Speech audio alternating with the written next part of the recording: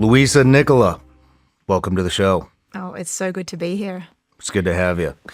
So, I saw you, I think it was on Diary of a CEO's podcast, and you were talking about Alzheimer's. And I've been looking for somebody to talk about Alzheimer's because that and cancer are pretty much my biggest fears in life. Mm-hmm. And my grandpa died from Alzheimer's. Mm-hmm.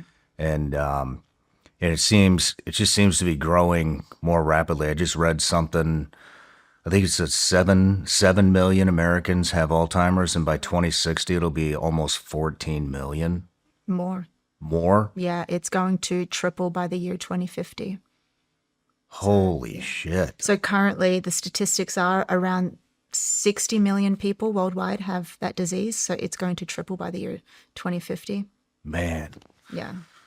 Well, I want to dive into what's going on in the brain, how it comes about, what we can do, all these. There was some new. I think we sent you this new study they're doing in mice. Yeah. That 40 hertz. Yeah, 40 hertz. Do you know what a Rife machine is? No.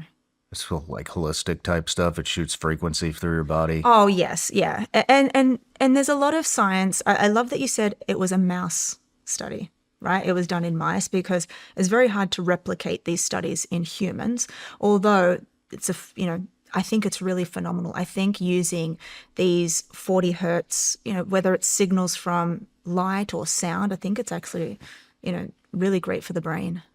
It is good for the brain. Yeah. And so do you know what brainwaves are? No. So brainwaves we've got different frequency bands in our brain. So when our neurons fire together, we've got around 87 billion neurons, which we're going to go through everything with the audience. But just as a helicopter overview, when they start to fire, when we're doing particular tasks, they shoot these oscillations of brain waves, and they're good things. And we can map those out using an EEG. And we can map out whether the brain is using alpha waves, beta, gamma, delta brain waves. Generally, the delta brain waves are these big, luscious, big brain waves that occur during deep sleep. Okay, so we know you're in deep sleep because what we see on an EEG are these big brain waves. So we know they're delta brain waves, but these gamma waves are around 30 hertz to 100 hertz. And these tend to happen when we're in deep focus or deep concentration or deep thinking. So, and it generally happens around the prefrontal cortex area and in the hippocampus as well. So it is said that these are the first oscillations to deteriorate during neurodegenerative diseases. So when we are those particular brain the waves? gamma brain waves, yeah, because we lose our processing speed, we lose our thinking capabilities, right? Mm-hmm. So those neurons don't fire, therefore we don't get those oscillations. Now it's been said that we can mimic certain oscillations from the outside world. It's actually called entrainment, meaning that our brain can mirror the 40 hertz signals that are occurring outside of us. So if we can get into this place of whether it's through lights, which I love, or whether it's through sound, if we can mimic our brain waves, if our brain waves can get on that 40 hertz bandwidth, then it can start to heal the neural pathways that are degenerating. So that's where that comes from. And look, I think it's going to be the next big thing in terms of neurotech over the next 5 years. Really? Oh, yeah. There's companies that are spending millions. I just saw a new company that has raised around $200 million to come up with a device that mimics this. Interesting. I just saw you post something on your LinkedIn. It was like it was that, yeah. I saw that, brain yeah. Scans. And I thought it was really fascinating. I think, look, this whole binaural beats era took place in the last 5 years where you could download an app and you could look at the binaural beats and kind of mimic this. But I think now we can start to, move into more replication in human studies. And so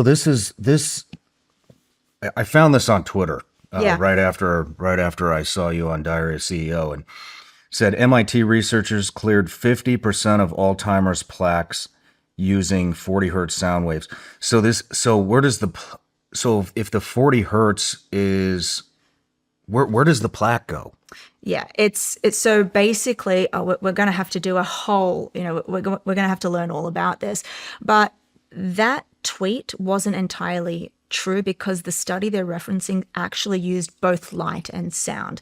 And they cleared it out in a mouse model. So when we accumulate these amyloid beta plaques, when they get cleared out, which we have the ability to do during deep sleep, by the way, they get cleared out through the perivascular space and into the lymphatic system. Okay. Yeah. Okay. So they were able to speed that up. I have a theory along with this. And the theory is that along with sound and light, vibration, I believe, is going to take place as well. Being able to vibrate your lymph nodes in your face to clear the plaque out. Why do you think that? I think that because new research has just shown in mice again, that the amyloid beta actually accumulates in the nerves. So we've got two nerves that come into the face, the trigeminal nerve and the facial nerve. And they just sit, just imagine here, right? And they come from their cranial nerves. So they come from the brain and they go into the nerves here. And they've found that when they vibrate these mouse models, they can clear out amyloid. And so this is now giving rise to, well, if I wake up every day and I start doing facial massages, can I clear the amyloid? Wow. Wow. What does the amyloid do? Oh, the amyloid it's one of the hallmarks of Alzheimer's disease. It's one of the things that's getting in the way of your brain functioning. And when it actually accumulates in what we call plaques, these hard plaques, that's what causes neurodegeneration. That's what we see. If you look at a brain scan of an Alzheimer's disease patient, you can see their brain is shrinking or there's holes in their brain on neuroimaging because these plaques are getting in the way. They're stopping the brain, the signals from cell to cell, which causes the collapse of your entire network. Oh, man. Okay. But we'll go through all of that. Okay. I got a couple of random questions too before we really get going. But I just read something this morning, and I didn't even get the whole article because I was on my way down here. But I just ran across it. It was talking about that. I think it was saying there was a peer-reviewed study that said people that use AI are seeing a cognitive decline because they're not. Do you know anything about this? Oh yeah, it's this brain rot era. Have you heard of brain rot?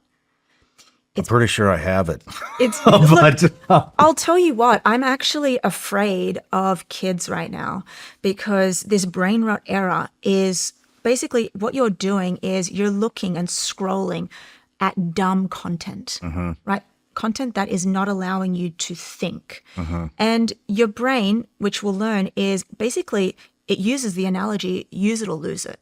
And if you don't provide a stimulus, right? Just like your muscles, you go to the gym, you need to lift weights for a muscle to grow. If you don't do anything, the muscle becomes dormant and it wastes away. Your brain is no different. So when you are not using your brain effectively, you're not providing it the stimulus, what happens? Well, you end up with cognitive decline in the end because you're not training it to think, to critically analyze anymore. And I see it for myself, actually. I was a mathematician. Right? That's how I got into this entire space. And I tell you, Shawn, like back in my early 20s, I was doing trigonometry. I was using sine, cosine without a calculator. I could do large mathematical equations. Now I put everything into ChatGPT because why not? Even when I'm working out the tip on a bill, that's how like sometimes lazy and fatigued I am. And now I'm realizing that my mathematical skills are just diminishing because I'm not using it anymore. okay. Yeah. Okay. So do you think that could lead to Alzheimer's disease or? Yeah, I definitely think so.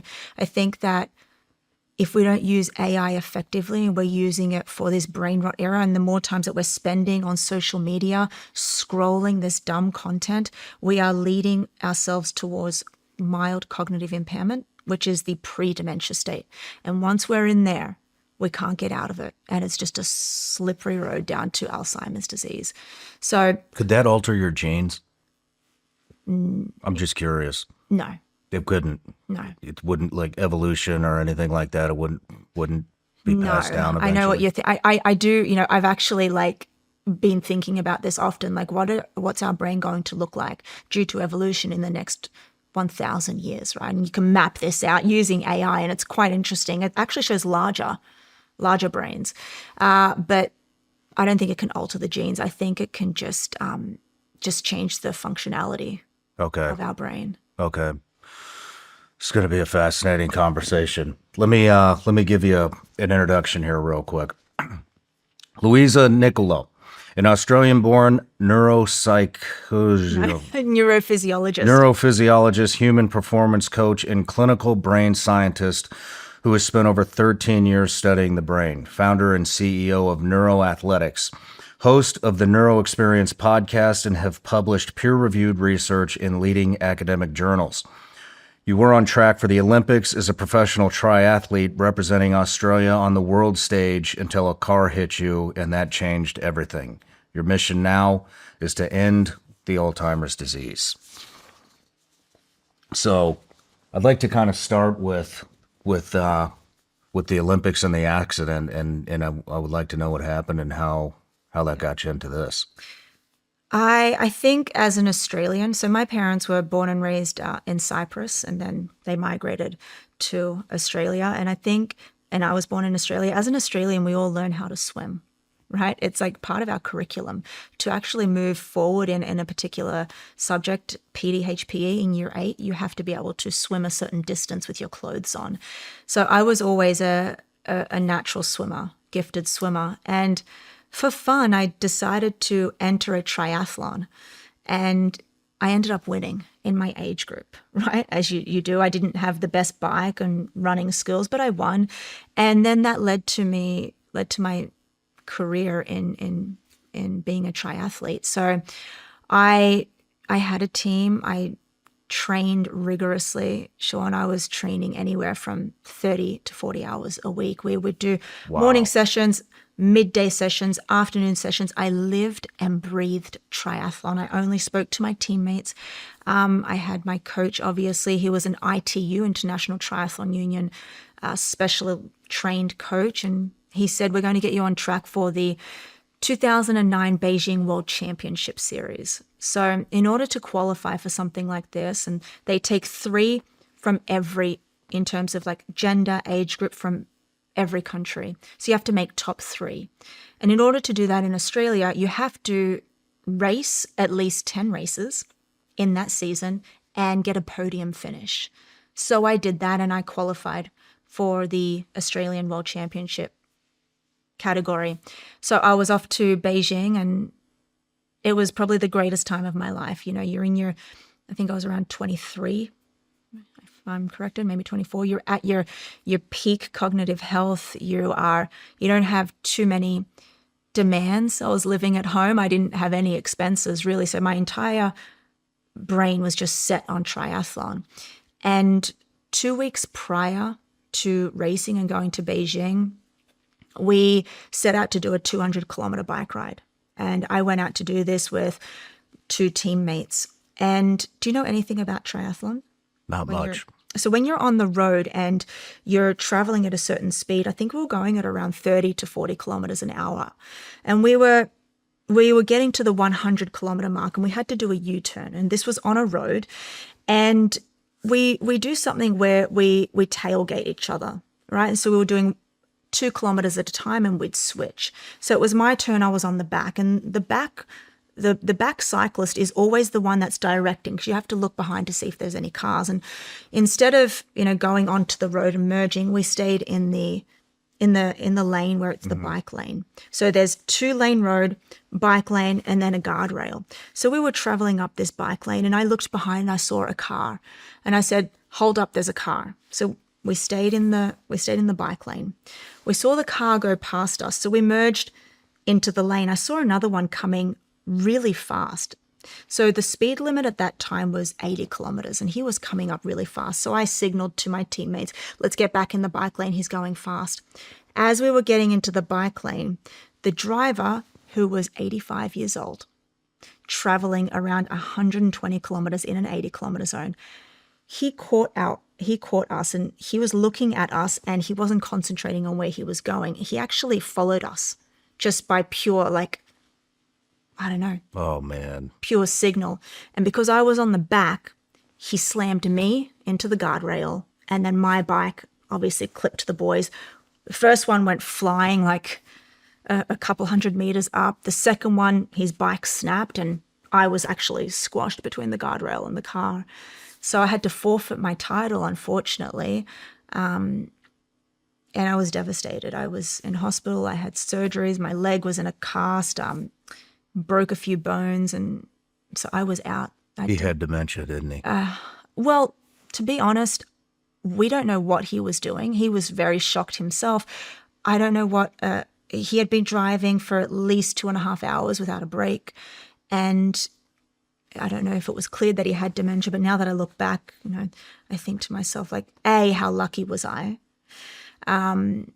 B, it could have been worse, but what was he thinking? So I was in a cast, and that's where I had a major, intersection in my life. I felt like I was married to the sport, and it was just taken away from me. So there's a bit of heartbreak. I wasn't going to training anymore. I lost my sense of identity and purpose, which I found, I had to throw myself into my studies. So threw myself into medicine and science at that time. But funnily enough, I actually was so determined to requalify for the 2012 championship series in Auckland. So I did that. Right on. I did that. And as soon as I crossed that finish line, I called it quits. I haven't been on a bike since. Right on. Yeah. Most of us are basically flying blind when it comes to our health.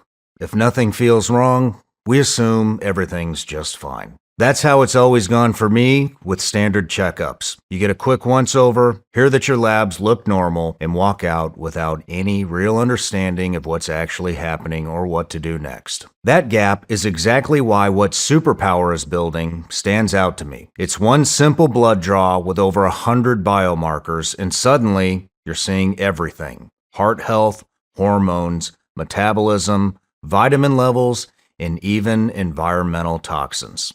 It's real data you can actually use. Instead of guessing what supplements to take or how to adjust your diet, you get a personalized plan based on your results. And they track it over time, so you can actually see progress year after year. It's basically high-touch, personalized care, but way more accessible. Just $199 or $179 with our code. Make this the year you stop guessing about your health with Superpower. Not only did Superpower reduce their price to just $199, but for a limited time, our listeners get an additional $20 off with code SRS. Head to superpower.com and use code SRS at checkout for $20 off your membership.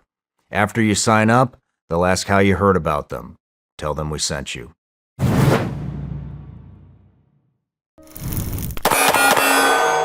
Welcome to Hollywood versus reality. They do it, right? What does he do in the movies? Tell me if I'm doing this wrong, because I don't watch any of this shit. Little flick like that, right? Seems pretty cool. It is pretty cool. Gotta silence it.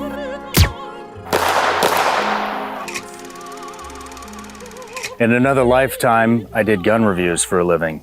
Proprietary magazines, supposedly the best engineering in the world. When that breaks, you're and now we're bringing them back. It does look pretty cool. I gotta admit that. We've been making some serious waves in this market now. Yeah, well, let me tell you, it's, you can study human performance, you can study exercise physiology, but I've been there and I've done it. You see a lot of people now on social media talking about brain performance and what it means to perform at elite level. And it's good in theory to read a textbook or to read a science study, but unless you've actually been there and done that, you can't really grasp what that means. And at that time of training, I did everything to a T. Like I was doing VO2 max tests that, the whole world has caught on now. I was doing those in 2007, 2008. We didn't have data back then to show what our heart rate was. We were using metronomes. I would clip a metronome to my headband to figure out, what's my pace. We didn't have watches and heart rates. Like every time I ran a lap, my coach would, check my pulse. And then we'd determine whether, through a calculator, like what percentage I'm running at. So when you know that hardcore raw data and you can translate that into science today, it's so much different than just reading. Do you wear any of those wearables? I do. When I'm training, I wear a Garmin watch and I wear a heart rate monitor just because it's so natural to me, so I can check what my heart rate is. I've recently taken off my Oura ring. Why'd you do that? Which I haven't done. Like I've got a dent in my finger for that. I did that because I'm so sick of it telling me that I'm sleep deprived because I'm at a stage of my life now where I'm traveling a lot. It was providing me, no, I tell you, it was for somebody who's so deep on like biomarkers and numbers, it was providing me more stress. And I just said, that's it. Really? Yeah. I don't have one. I've been thinking about using one, but I just don't know if I want all my data in this. I get paranoid. Well, guess what? They just, a lot of people don't know this. Another reason I took it off, Aura is now selling people's data. Really? Yeah, not Whoop, but Aura Ring. It's another reason why I took it off. So all of your data in terms of, women are tracking when they ovulate. Women are tracking their menstrual cycles. You've got evidently your age, your date of birth, everything is stored in here, your daily habits, and it tracks where you are because you set it to going for a run. It shows you where you've ran. So it's tracking everything, and they're actually selling that data, and this is publicly available news. Who would they sell it to? What would they get out of it? Large corporations, insurance companies, probably pharmaceutical companies. Is it tied to you directly? Yeah. It would be tied to, like, your data is now stored and being sold to companies. So I can only imagine what that can pose as a risk for you. Can this stuff help too if you have, let's say you have years of data, on your everything that kind of stuff? I mean, if you gave that to a doctor, would that help them in any? That's actually why I wanted you. Determine, yeah. So I don't wear the Whoop band. I mean, I think I might go and do that actually, but they've got this new thing on there which shows if you have atrial fibrillation, and it can detect whether you have AFib, and AFib is one of the biggest risk factors for a heart-related event or a stroke. So I think that's pretty cool. Yeah. Right on. Yeah. Couple things to knock out here. I have a Patreon account. Okay, cool. And they're the reason I get to sit with you here today. So they get the opportunity to ask every single guest a question, and this is from Corey Powers.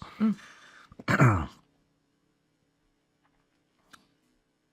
a neuropsychology standpoint, what do we know about the chronic exposure to operational stress in professions like the military and policing affects brains aging over decades? And are there specific evidence-based strategies like resistance training or metabolic interventions that can help maintain cognitive longevity for people who have spent their careers in those type of environments? Yes, and thank you for that question. I think it's really prominent. So there's many things at play here. First of all, the ongoing threat and stress to your brain over a substantial amount of time can cause some form of neurodegeneration or accelerated neurodegeneration. But if you talk about the military, then we have to bring up concussions, we have to bring up TBIs. And you've probably heard of CTE, chronic traumatic encephalopathy. And this here is actually CTE and Alzheimer's disease. Literally, if you look at them on autopsy studies, they look identical, right? So there is some extreme risk right there with TBIs and concussions. Partly why I'm against the NFL in theory, right? I don't agree with what's happening there. However, if you are at that stage now where you've gone through all of that, you just have right now to intervene. You can't go back in time. There's no reversal of any cognitive decline. So you can intervene with metabolic interventions. One of the greatest ones that you can intervene with is putting your brain in a state of ketosis. I'm so fascinated right now on the research of ketones and what they're doing to help with brain fuel. So having exogenous ketones is one thing that I'll tell your the person who asked. Another thing, yes, evidently resistance training, exercise, nutritional interventions, staying away from sugar, and sleep. I think in this instance, sleep, when you're trying to recover, will probably outweigh exercise. And I never usually say that. I always say that exercise outweighs everything. But when you're trying to really recover and regenerate a damaged brain, you need somebody to be sleeping. I mean, that's a big challenge for veterans. I mean, I'm a veteran. I know. I sleep like shit. I think pretty much anybody that's probably seen any type of combat sleeps like shit. PTSD, traumatic brain injury. I mean, you just always switched on. Business stress. I'm sure you deal with a lot of business stress. I mean, it's just the brain's always running. It's especially mine. It's going 1,000 miles an hour all the time. I wake up in the middle of the night thinking about whatever's bothering me, and so if that's, I mean, it almost like when you say, well, sleep better, it's like, oh shit, that's probably not going to happen. And this is the hard thing, right? Because then you also get new mothers. And so what's a new mother going to do? You can't just tell her sleep more, right? Mm-hmm. You know that if you're a new mother for the next 10 years of your life, whether you have one child, two or more, you're going to be sleep deprived, right? So I know the science, and then putting it practically is a completely different story, right? But there are certain things you can do for sleep interventions. And it really comes down to, instead of just sleep better, it comes down to, let's locate what your problem is. And normally when it comes to sleep, people have two problems. I'm having trouble falling asleep, I'm having trouble staying asleep. And they then provide, the interventions that you need to start attacking. So if you can start with just looking at your sleep environment, I always say you have to train for sleep. And it comes down to, like, what are you doing at 8:30 p.m. every night? What time do you go to sleep? How do you prepare your mind for sleep? For somebody like you who's got this racing mind, outside of supplementation, which would actually give you a lot of benefit, you could start, warming up for sleep, like getting rid of your phone, not emailing anybody, not having any crazy conversations, sleeping in a dark room, setting the lights at like 8:39, like dimming them, putting just red lights on to get your body ready for sleep. Putting just red lights on? I like to use red lights or dim the lights or just have floor lights at home because it signals to my brain, hey, we're getting ready for sleep. Melatonin starts to rev up from the pineal gland, starts to release it in small doses. If you've got the lights on at night, your brain thinks that you're awake. Mm-hmm. You can't go from awake to sleep. You want to have this transitional moment. Right. So you have red lights all over your house at nighttime? Yeah, it kind of looks funny. I live in New York City as well, and some people walk past, they see this red light apartment. Signals the wrong thing. Yeah, I see. Yeah. Yeah, that's a challenge that I've been thinking about a lot, and I want to dig into a little bit more, especially when it comes to psychedelic therapy. Yeah. But before we get there, everybody gets a gift. Wow. Are these? Those are Vigilance Elite gummy bears. Oh, I love Actually, these. Don't triathletes love gummy bears? Yeah, well, depends on what's in them. Well, nothing good. Okay, I can't wait to have these. I've traveled a lot, so this is going to help you. Thank you. You're welcome. Well, let's dive in. I just want to read a couple of numbers when it comes to Alzheimer's so people understand how serious this is. An estimated 7.1 Americans are currently living with Alzheimer's symptoms, projected to nearly double to 13.9 million by 2060, which you said actually will triple by 2050. Globally, over 50 million people have dementia, expected to hit 150 million by 2050. Someone in the U.S. develops Alzheimer's roughly every 65 seconds. It kills more people annually than breast cancer and prostate cancer combined. Nearly 2/3 of Alzheimer's patients are women. Why is that? Tied into estrogen, menopause, and hormonal shifts.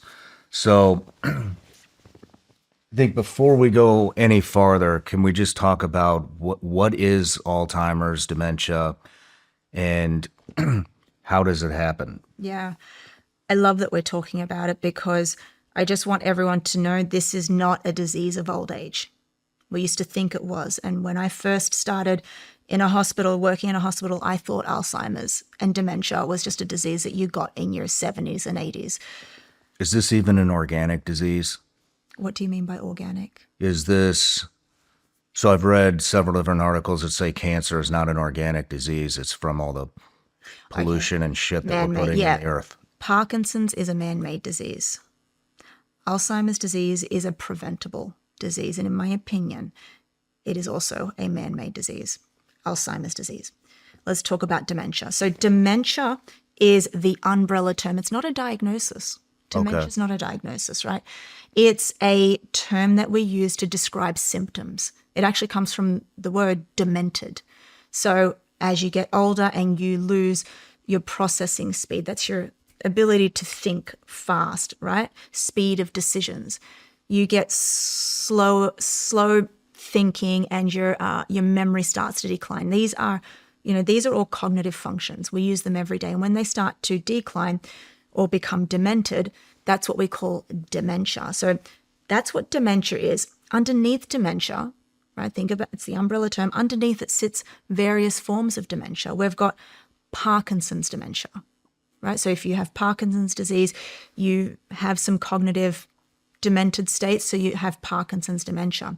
Vascular dementia, that's the second greatest form of dementia. We've got Alzheimer's disease, which is called Alzheimer's dementia. What is vascular dementia? That's when you have the vascular system of the brain, that's when that starts to deteriorate. It's when all the blood vessels... So it's not getting blood flow. Correct, yeah. It severely attacks the blood vessels of the brain. Okay. So you've got dementia with Lewy bodies. Now, the part that we can't help, right, when it comes to genetics, there's around 30 to 40 different genes involved in all of the dementias. And there's only really 3, right, that if you genetically get these from mum or dad, you will get Alzheimer's. You will get a form of dementia, right? Now, you know Bruce Willis? Mm-hmm. He's got something called frontotemporal dementia, right? So this is generally when we have a mutation in specific genes, right? So the genes I'm talking about are, we've got presenilin 1, presenilin 2, and the amyloid precursor proteins. When it comes to our genetic code, we've got mutations and then we've got risk factors, risk genes. So let's take, if you've got a genetic mutation on chromosome 4, that's how you were born, you will get Huntington's disease. You will get it. We can't change that for you. And that is it. But for Alzheimer's disease specifically, not frontotemporal dementia, not dementia with Lewy bodies, for Alzheimer's disease, there's no genetic mutations in the genes. There's only risk genes, right? Okay. So meaning that you don't have to have these risk genes, and you can have these risk genes, but it doesn't mean you're going to get it. Okay. The problem is 95% of all Alzheimer's disease cases were driven through lifestyle. Really? Yeah. There's only around 3 to 5% of the total Alzheimer's disease patients or cases that possess the risk factor genes.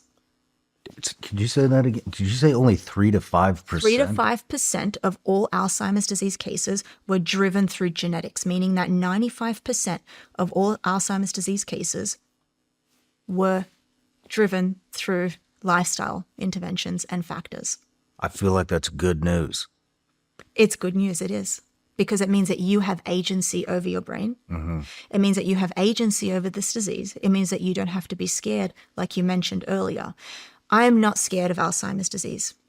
I'm scared of cancer because this is something that I don't know anything about. It's also something that can just sporadically happen no matter how good you are with your diet and exercise. But when it comes to Alzheimer's disease in the brain, and we're going to have a look at the brain, I've brought Henry with me today, we're going to discover that you have a choice whether you get this disease or not. And those choices start in your 30s. And they get accelerated in your 40s and 50s. And then in your 60s and 70s, that's what will determine how well you lived in your 30s and 40s. So these risk factor genes, okay, these are called the ApoE genes. So apolipoprotein E. We all have them, right? And they come in pairs because you have one allele from mum and one from dad. Now, we've got ApoE2. They're just different variants of the apolipoprotein E gene, but we've got ApoE2, ApoE3, and ApoE4. So you have these, I have these. And if we have a copy of the ApoE4 gene, just one copy, right? You could be E3, E4. If you have one copy, it raises your risk of getting the disease by 2 to 3-fold. So you have an increased risk, right? If you have 2 copies, you could be an E4 carrier. Now, 25% of the population has at least one copy, right? 25%. If you have 2, it raises your risk by 10-fold. If you are a woman, it raises your risk by 14-fold. 14-fold? Yes, if you have 2 copies of this gene. What is the regular risk? 1 out of, do you know how many? So around 2 to 3% of the population has 2 copies. Okay. So the Australian actor, Chris Hemsworth, has 2 copies of this gene. I saw that. They made a documentary series or something about that, didn't They did, because he doesn't want to lose his mind. So he has 2 copies, but it doesn't mean that he's going to get this disease. In fact, there was a landmark study that was done in Africa, which actually showed that they've got a high population of ApoE4 carriers, right? Because it's genetic, so a huge population, but then the lowest population of Alzheimer's disease cases. In Africa? Yeah. Why is that? Probably because they're running around all the time. Eating better, probably have access to It's a harder way of life. Yeah. So they have to be more active. Yeah, they've figured out something that we haven't in the US. What do you think that is? I think it comes down to lifestyle. I think it comes down to primarily stress, sleep, better sleep habits, better food, access to food, crops, organic foods. They're not spraying their foods with all the pesticides. And then their daily living, activities of daily living. That's what we call it in academic research. Like, what are you doing every day to increase your steps? What are you doing every day to exercise? What are you doing every day to keep your brain active? So I think that they're doing more of that. We are so technology driven in this country. And I think that that's what's getting in the way, whether it's AI, whether it's sitting in our, in front of a computer screen working every day. And that's preventing us from sleeping better, eating better food, exercising, etc. Could it be a ethnicity issue?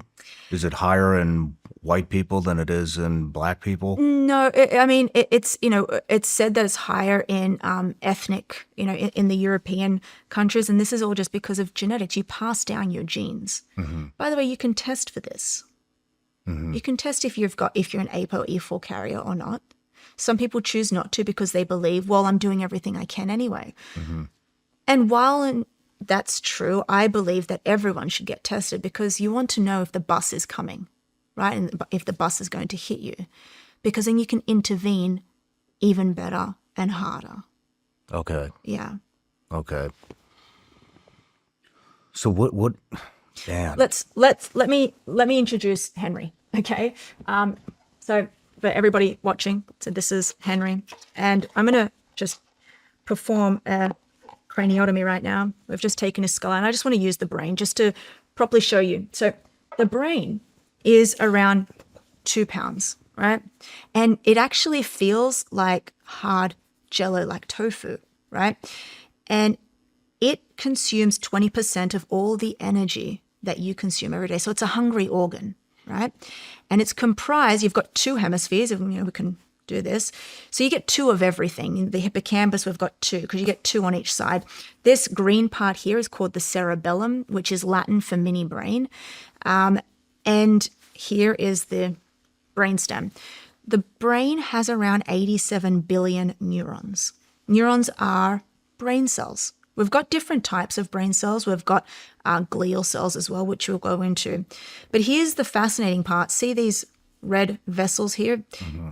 The brain is the most vascular rich organ in the entire body. Actually, if you were to pull apart all of the blood vessels in your brain, which comprise of capillaries, veins, and arteries, right?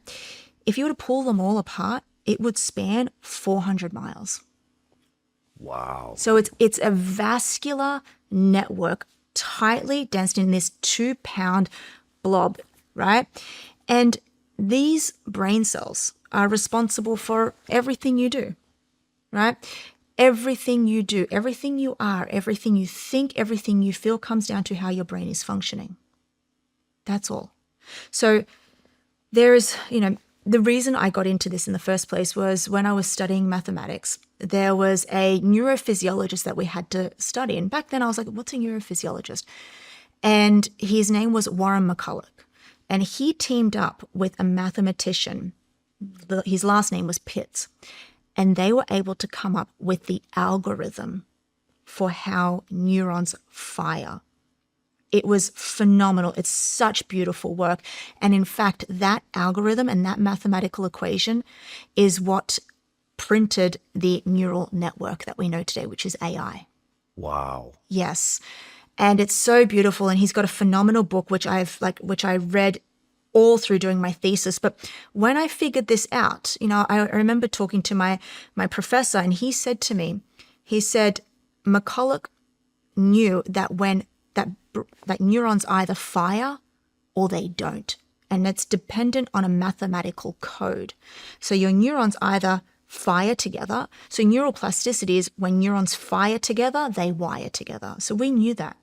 But neurons are either on or they're off. And when they're off, that's what ends up becoming neurodegeneration and deteriorating your brain. So we've got 87 billion neurons which are being fed from the vascular system, right? These little ones that you see here on the outside of the cortex are capillaries. In Australia, we call them capillaries. They're 1 cell thick. So they're not like arteries. So arteries are thick, right? They're like these tubes, and they're supported by a muscular outer layer, right? So they can handle, they're like pipes, right? So they're big, and we have branching off those from the aorta and going up into the brain. But these little ones are the first things to die, right? They die primarily when we have an insult, a neuronal insult like a TBI. If you get a TBI, you're most certainly going to be breaking these little capillaries because they're so tiny, they're so fine. These are the first things to go with hypertension, high blood pressure, right? So one of the best things you can do is buy yourself a $25 automatic blood pressure monitor on Amazon, which can measure your blood pressure. And you want to maintain the 120/80 gold standard. Anything above that, you know that you are starting to break your brain, the small vessels of the brain. So then the next question is, well, Louisa, if we, let's just say we kill off these little capillaries, what happens? Well, these capillaries are feeding the neurons in that area. If you cut off its blood supply, you cut off its oxygen and its nutrients. So the neuron itself can no longer survive. So what does it do? Dies. Correct. And then you think, well, there's 87 billion neurons, am I going to feel it? Well, this is why it takes 20 to 30 years to feel your first symptom of Alzheimer's disease. One neuron, you're not going to feel it. But that one neuron stops communicating with the nearby neuron. And then that stops communicating with the nearby neuron. This takes, and when they stop accumulating in a small cluster, that's when we start to feel symptoms of dysfunction. If it happens on the left side, maybe you're getting in the way of your language processing. Does this all make sense? What would people notice? Well, the first symptoms to go is memory, specifically short-term memory.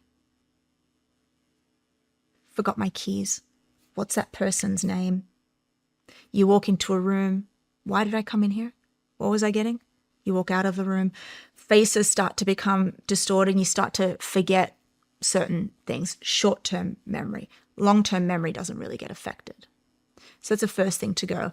And that is because, let's just perform surgery here. That is because we have a deep structure in our brain okay, called the hippocampus. The hippocampus is a seahorse-shaped structure. It actually means seahorse in Latin. And it lives, as you can see, it's so deep. It's part of what we call the limbic system. The temporal lobes are here behind your ears, and it lives deep in there. And it's the first thing to go during Alzheimer's disease. So that starts to deteriorate. The hippocampus holds all of our memory formation, our memory consolidation. This is where we learn new things as well. So it's very susceptible to oxidation, meaning that if it gets stressed, becomes oxidized, that's when we start to kill the neurons in that area. So if we start to kill the neurons in that area and they become dysfunctional, then short-term memory starts to fade. We've all seen it. The Department of War is operating in a world that's changing faster than ever. That's why so many guests on my show talk about the importance of continued innovation and technology in the military. But here's the problem. Working with the Department of War can be complex. For many companies, the process isn't always transparent.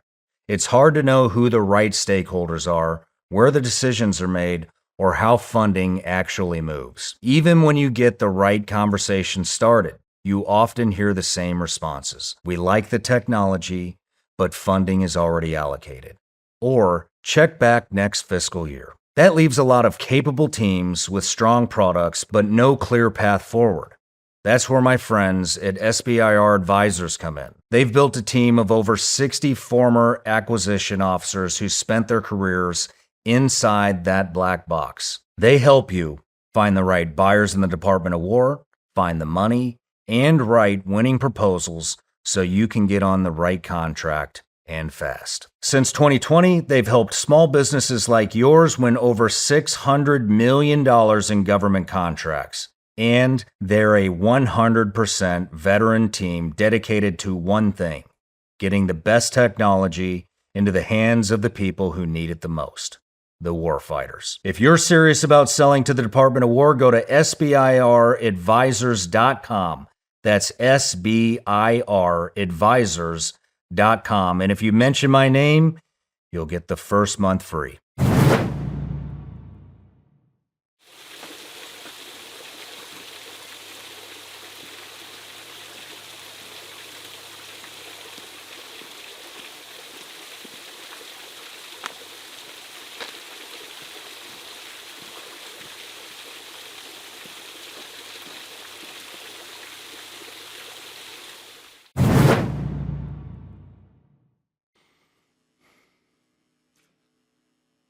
I have this. You think you do. Or you have short-term memory loss. I mean, I see, I don't know. I try to justify why things are happening to myself all the time. But Yes. I mean, yes, I forget people's names. I don't forget people's names, my family, my team, Do you know why? close friends. When those memories are formed in the hippocampus, they get protruded out to the cortex, and that's where they live. This is why you can get somebody with Alzheimer's disease, right, in their end stage, and they'll remember their daughter, right? Or they'll become lucid and they'll remember their wedding day. But the short-term memory, it's also important to differentiate between short-term memory loss and just pure stress and lack of concentration in the moment of, knowing that person's name. But you're a vet, I'm sure you've been involved. I mean, have you had a TBI? Mm-hmm. You've probably had multiple, right? And who knows what happened in that moment. The most important stage right then is 72 hours of that insult. An insult is a hit to the head. What happens within that 72-hour time frame, which is why the concussion protocols at the NFL really matter. Like, what are you doing to preserve this person's brain after they've taken a hit, right? You can stop the process immediately if you do certain things in that 72-hour period. But, we don't know what happened back then for you. And then did that evolve with you killing off blood supply to a certain area of the brain? Like, what is, going on in your brain? I haven't seen any of your images. I don't know if you've done any like MRIs or anything like that. Yeah. I don't want to. Why? Because I have a lot of friends with this. And I'm not seeing a lot of improvement unless it's psychedelic assisted therapy.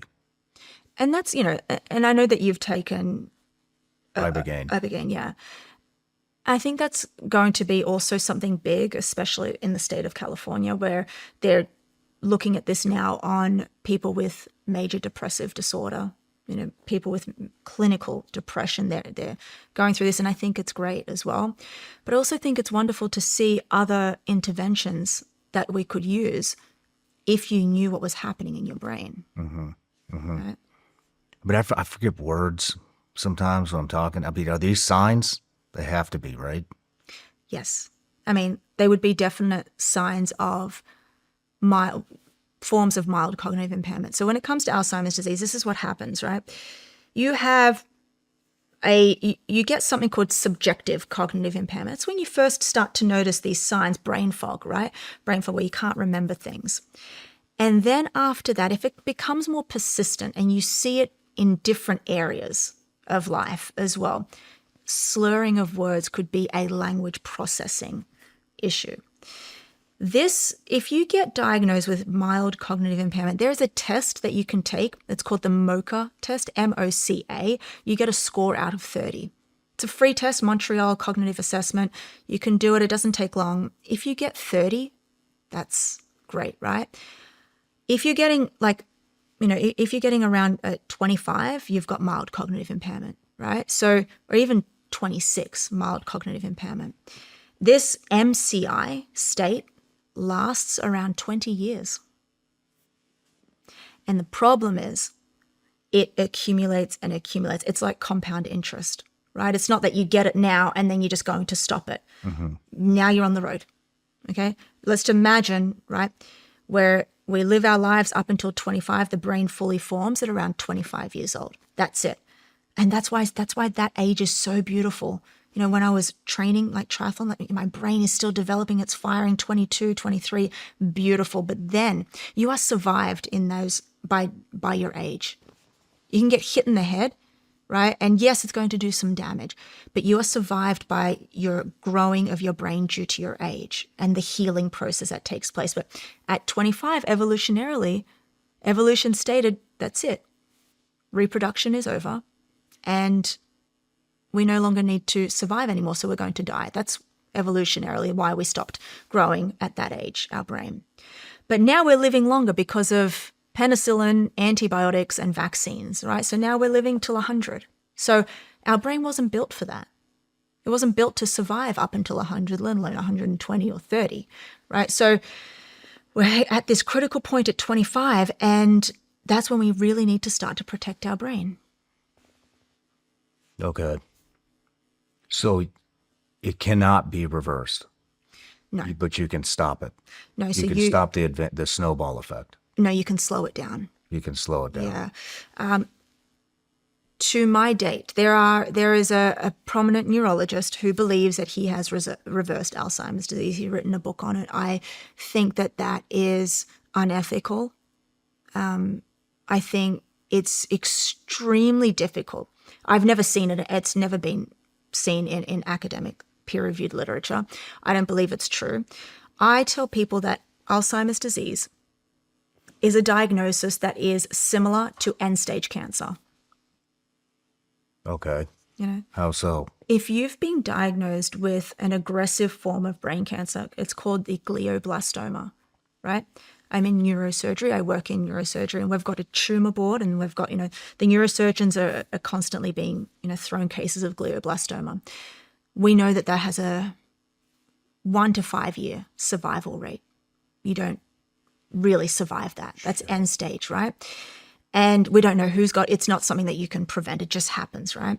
So that's the same as Alzheimer's disease, meaning if you get it, after this, you've got maybe a 1 or 2 year survival rate. You start to lose everything, all of your cognitive functions. You don't even know who you are. I've had a patient looking in the mirror asking me, who's that?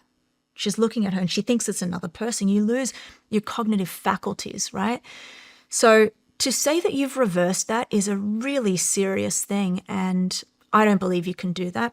Now, when it comes to mild cognitive impairment, as I mentioned, this is a 20 year process, you can slow the progression, right? So if you get MCI, and we know that, okay, in 20 years, this means you're going to get Alzheimer's disease. Let's make it 30 years. Let's slow that progression. It doesn't mean you're getting off the treadmill, right? You get on the treadmill, that's MCI, you're going down this track. Doesn't mean you have to get the disease at 80, right? By the way, you don't die of Alzheimer's disease. I think it's really important for you as well. You mentioned a close family member died. I think it's important to know on the death certificate what it actually says. Sometimes it will say on a death certificate, I think it was actually dementia. kidney dialysis. That's what it is. You don't die of Alzheimer's disease. Oftentimes, which is what makes it so devastating, is that you can die of asphyxiation, meaning sometimes people just forget to swallow. Holy shit. You forget to swallow, or you may die of sepsis. You get an infection, you don't know it. A lot of these patients are walking around, they don't know if they've been hurt, or you fall, you hit your head, and it's really sad. And the reason why it's so sad, Shawn, is because out of all of the diseases, it's the one that you lose who you are. Why I love it so much is because I love my life. And I love learning, and I've loved learning my entire life. I didn't really grow up watching TV. I grew up with books and encyclopedias, and I read a lot. And reading is one of my pleasures, and I love it so much that my brain gets to do that. And I love forming memories, albeit with myself or with, my loved ones. And I would hate to lose those, because you spend your whole life building those up, for it to be robbed of a disease that was preventable. Right? Mm-hmm. So let's keep going down this if I've got you, right? So you've got this brain that is at the mercy of all these insults. So every day when your neurons are wiring together, right? And every time you produce a thought, your neurons are firing together. And at that time, they're producing a whole host of chemicals, dopamine, serotonin. If they're getting produced in the right way, you're releasing serotonin, which makes you feel happy. Right? Dopamine, if you're releasing them in the right way, it makes you feel vigilant, and it gives you that drive and that motivation to pursue your goals in the pursuit of goal setting, right? Or it could be hormonal. So it's a beautiful structure. It's the most beautiful structure in the entire universe. There's so much I don't know about it. This here is called the Circle of Willis. It's just how the blood supply is shaped. And it's really interesting because you've got the aorta, which is this massive blood vessel that comes out of the heart. From the aorta, you've got the carotid arteries. We've got one on each side. And then you've got the vertebral arteries. The carotid arteries supply the frontal part of the brain with blood, and the vertebral arteries supply the back part of the brain. I love the system because if one system breaks down, if you've had a stroke, right, in one of the arteries in the brain has a backup system. So if the stroke is happening in the posterior part of the brain that's supplying the posterior part, maybe the occipital lobe here, which is responsible for our vision and our everything that we see and how we process vision, then the front supply, the anterior part of the brain, the blood supply will use their backup system and immediately supply the brain with blood, which is why strokes, my father had a stroke in 2019, which is why a stroke is such a hard, for you to have a stroke, you have to think neurologically. All systems broke down in the brain, right? Mm-hmm. So that's your brain. That's neuroanatomy 101. Okay. Let's talk about Alzheimer's disease. So we've got all of the dementias. Now, what separates why is that the most prominent form of dementia, A? And what separates it from the rest of the dementias, right? There's two proteins at play here. We've got amyloid beta, okay? So if we've got amyloid beta in the brain, that's one of the hallmarks of Alzheimer's disease. That's how we can differentiate it from the rest of the dementias. And then there's another one called tau protein.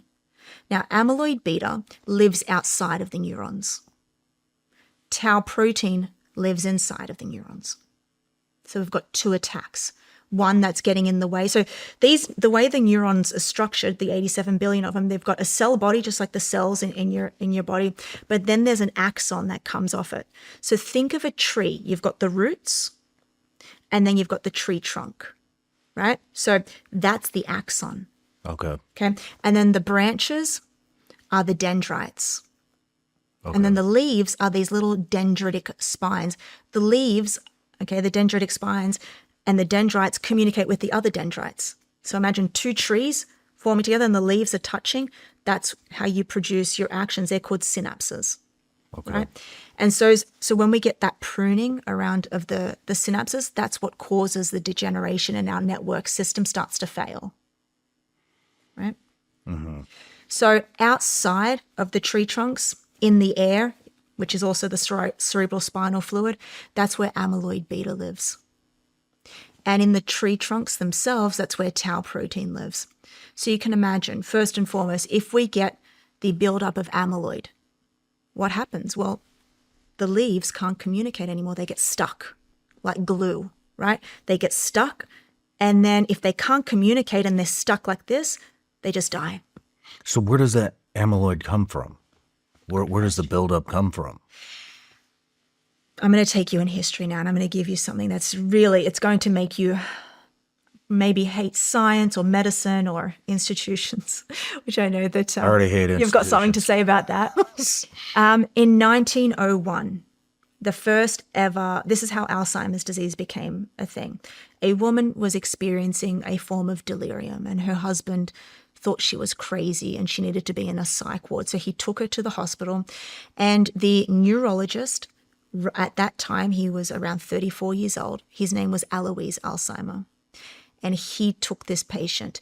And over a 3-year period, he tracked all of her symptoms. And he's got a book. He tracked everything about her because he thought it was so mysterious, what happens to her. She died 3 years later, but she came in with complaints of not remembering who people are, not remembering faces. And she actually quoted, "I don't know who I am."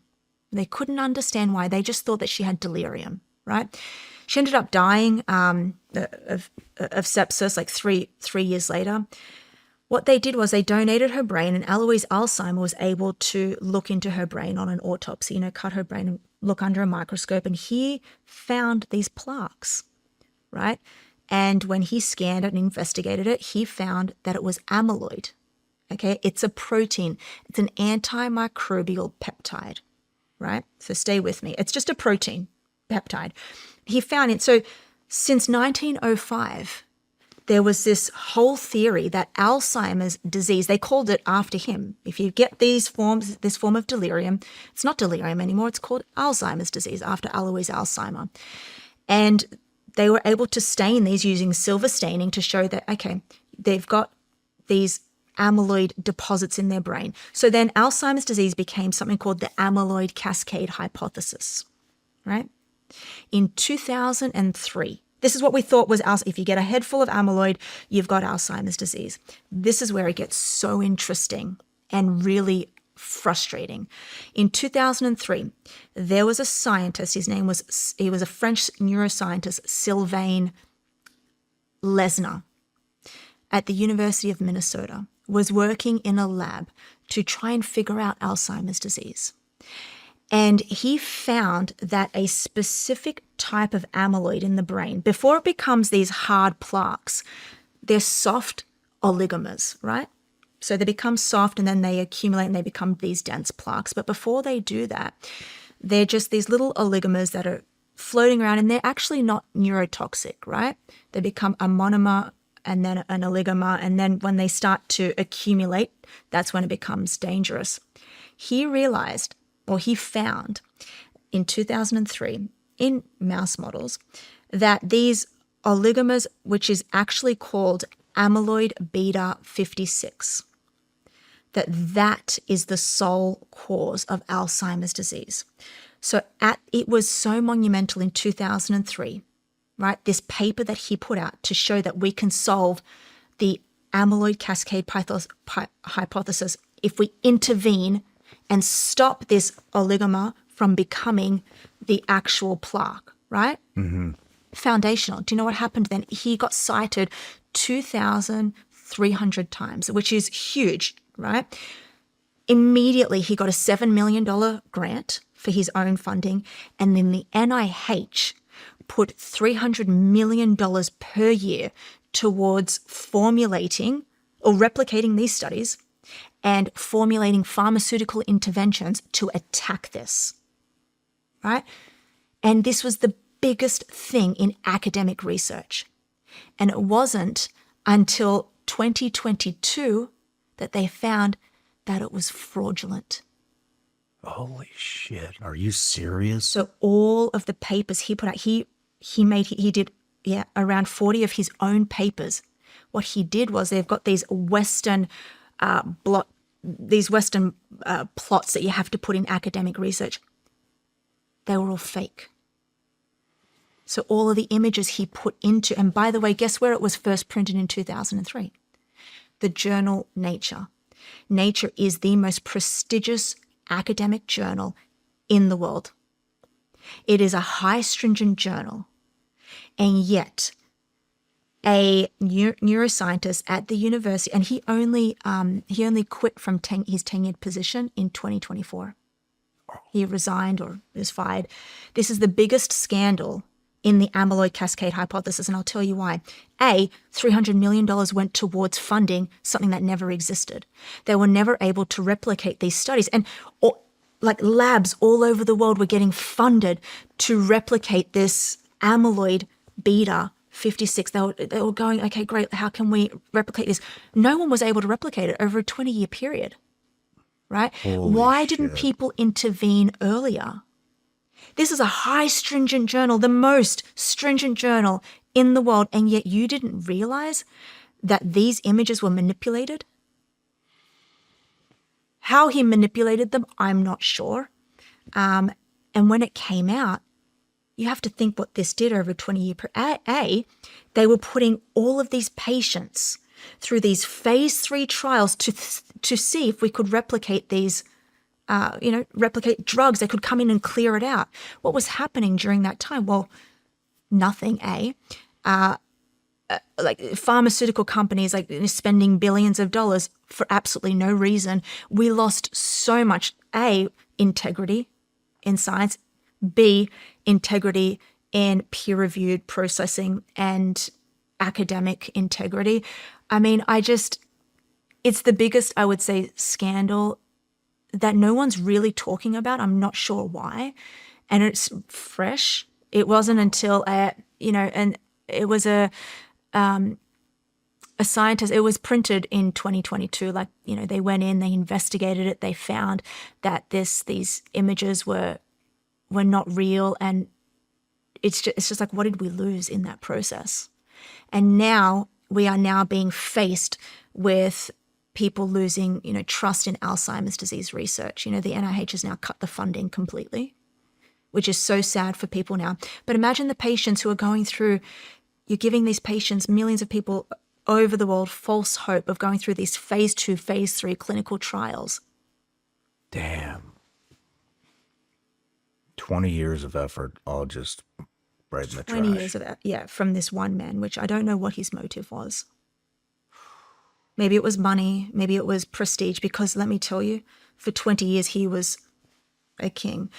It's now, the retracted article is it's the second most cited retracted article in the entire world when it comes to medical science. I think there's I looked on it yesterday, there's 84,000, I don't know, I saw 84,000. I was like, oh my God, that's climbed a lot. So people are now becoming more aware of it. But it doesn't stop there. So we have drugs now, IV drugs. One of them is called lecanemab. Okay, one of them is called, there was one called aducanumab, but that was pulled off the market, right? So now we've got something called lecanemab, right? And basically what this is, it's an intravenous drug. It's extremely expensive. It's around $26,000. And what it does is when it's administered, it goes through and it clears out the plaques from your brain. But what people don't realize is when the scientists were going through the phase 3 clinical trial, deaths were occurring. And something called ARIA, which is basically when you administer this drug, it's causing microhemorrhages in the brain, so brain bleeds.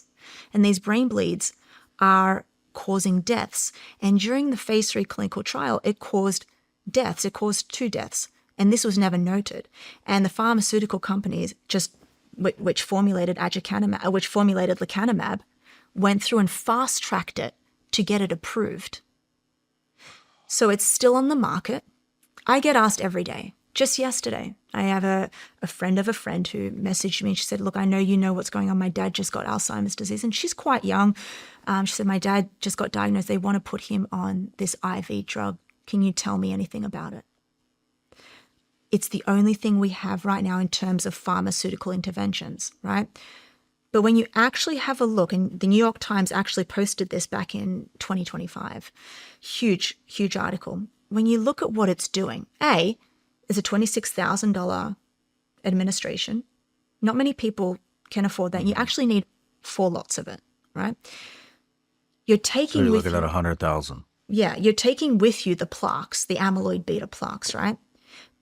But what they're not reporting is that a lot of these patients who went through the trials, who survived and didn't have microhemorrhages and didn't obviously cause any death, it wasn't preserving their cognitive functions. So they were clearing out the amyloid, but they're still not themselves, they're still not remembering things. So what was the point? But still, there's no improvement. There's no improvement, which brings me to my next thing. You can have a person with a head full of amyloid and have Alzheimer's disease. They've got no cognitive functions. Subsequently, you can have another person, same age, same gender, same genetic profile, if you will, with a head full of amyloid, but they've got their cognitive functions. What does this mean? It means that amyloid is not the demon.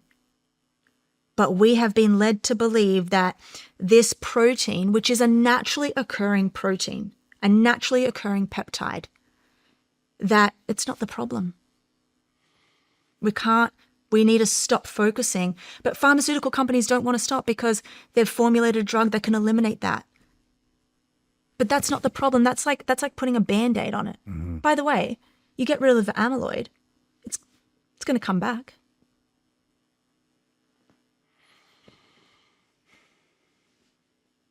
Wow. Is that what the 40 hertz is getting rid of?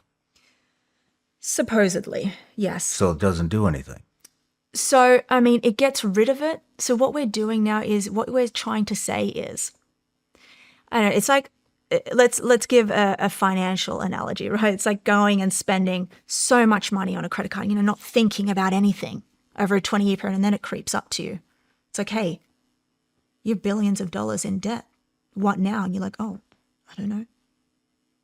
But you were warned about this 20 years ago. Mm-hmm. That compound interest has been accumulating. So the problem isn't amyloid. The problem is, why is the amyloid accumulating in the first place? So what is amyloid beta? Well, as I mentioned, it's an antimicrobial peptide. Your brain is so strong. Remember, prior to antibiotics and penicillin, it had to survive. So how does it survive evolutionarily? Well, amyloid actually lives in your neurons and it actually gets ejected out of the neurons in the event of an attack, a microbial attack. So think of a virus, right? Or pathogens that get into your brain. How does the brain protect itself? Because if the pathogen gets in the brain, it starts to attack the neuron. The neuron's smart. It's like, I need to protect myself. So what does it do? It releases amyloid. And the amyloid goes, it traps the microbe or the virus, it engulfs it, and it kills it. This is like what white blood cells do with cancer cells. It detects cancer, goes through, it engulfs it, kills it, right? So you eject the amyloid, it goes in, it kills the virus, and then there. But it's outside now. So now we have to get you into deep sleep at night, which is why we sleep. In fact, before antibiotics and penicillin, we were sleeping 11 hours a night. So we'd be able to clear it all out, right? That's how you do it.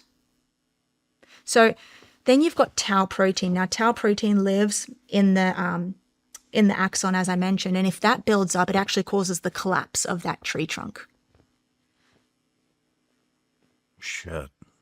So then the question is, well, how do we stop it from being ejected? How do we, it makes sense, right? Mathematically. Well, let's just stop the brain from ejecting the amyloid in the first place. That'll solve it. But why does it get ejected? Well, because it's an antimicrobial peptide, it actually gets released every time you activate your innate immune system. Every time you get stressed. Remember, the brain doesn't know the difference between you getting hit by a car or you just receiving a text from an ex. It depends on your emotional security at that time. If you get stressed and you release all of this cortisol, it signals to your brain that you are under attack.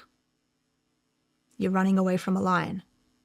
Massive amount of cortisol, the stress hormone, gets released. So your brain is like, I'm under attack.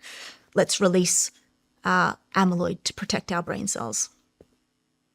We get an influx of inflammatory cytokines, these neurotoxic cytokines that go into the brain, just like inflammation in your body, but inflammation in your brain, neural inflammation.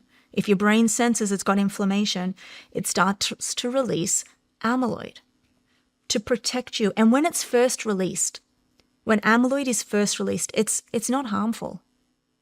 It's soft. It's a monomer. It turns into these different fibrils, and then it actually comes together. That's when it becomes toxic. So amyloid's not the demon. And yet, pharmaceutical companies know this, and yet they're still spending money giving you a medication to clear the amyloid when they should be spending their money figuring out how do we get people to, stress less, sleep interventions, natural things to help people in their daily lives to prevent this from happening.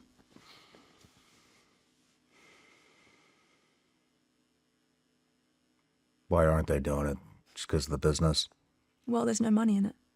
You can't make money on an exercise intervention because it's free. Mm-hmm. You can't make money really on a sleep intervention because it's free.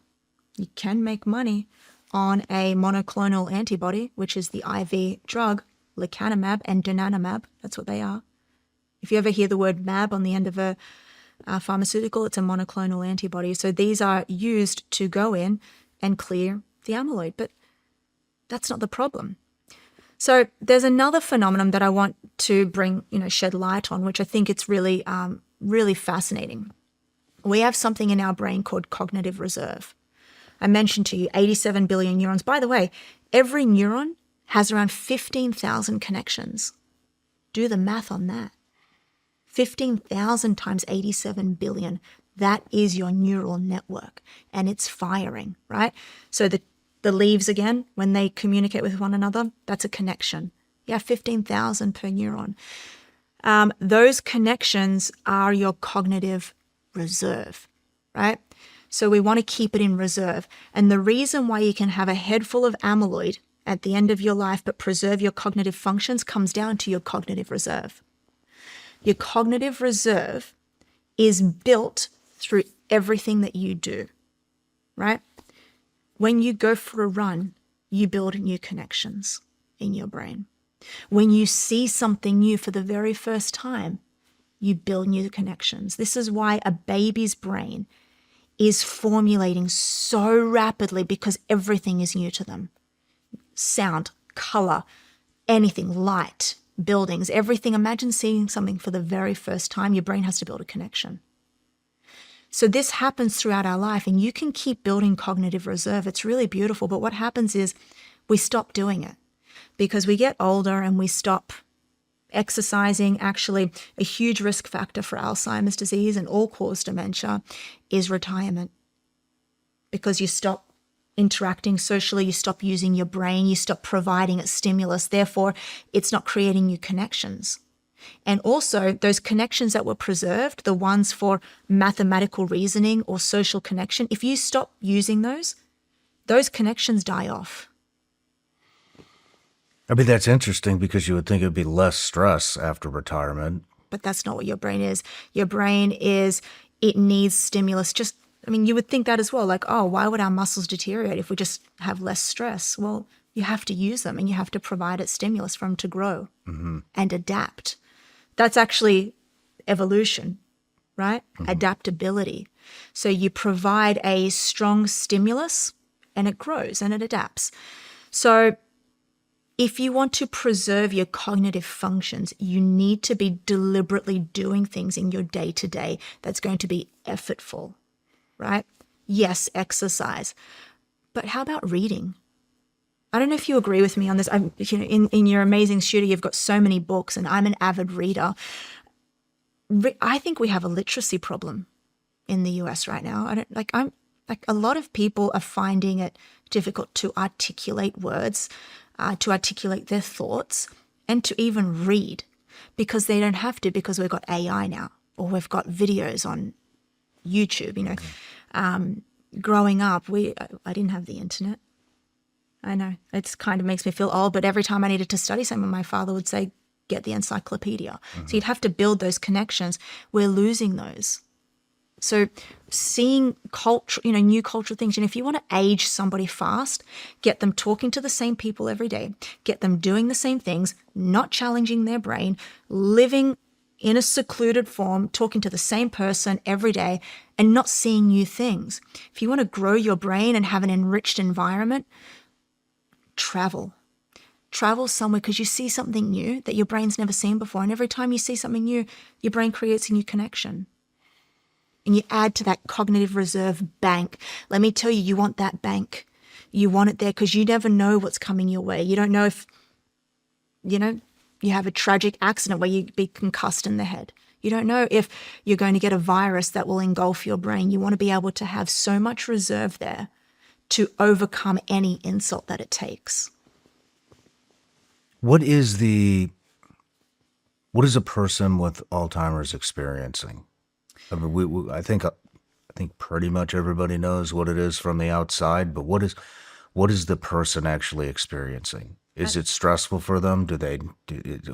How is it? At the core, loss of sense of self. What is your self? It is your cognition. So they're losing sense of, look, you've got in some aspects loss of spatial awareness, right? Where they can come closer towards you. I've noticed this, with my father. He had his stroke, and a stroke obviously causes deterioration in a certain part of the brain, and you lose the cognitive faculties around there. I've noticed he's lost spatial awareness, and you see him sitting close to you, and it's so interesting.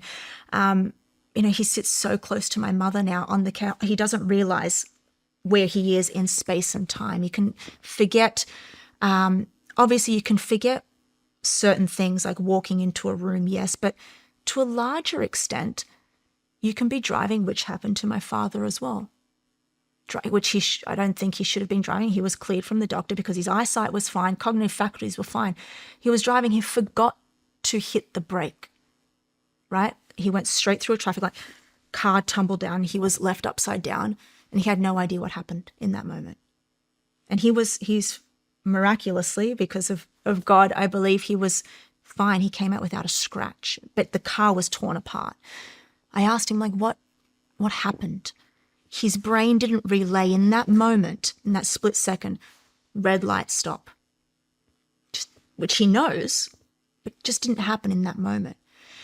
So people are feeling, they don't want to be surrounded. You can get auditory dysfunction. Actually, the American Academy of Neurology actually put down mild hearing loss as a symptom of cognitive impairment. So you get mild hearing loss, and it is now a risk factor for Alzheimer's disease and dementia. Why do you think that is? That's because I told you, every brain cell in the brain needs to be utilized. It needs to be, or it starts to think that, hey, she's not using me. I'm just going to die because she doesn't need me anymore, to preserve my energy.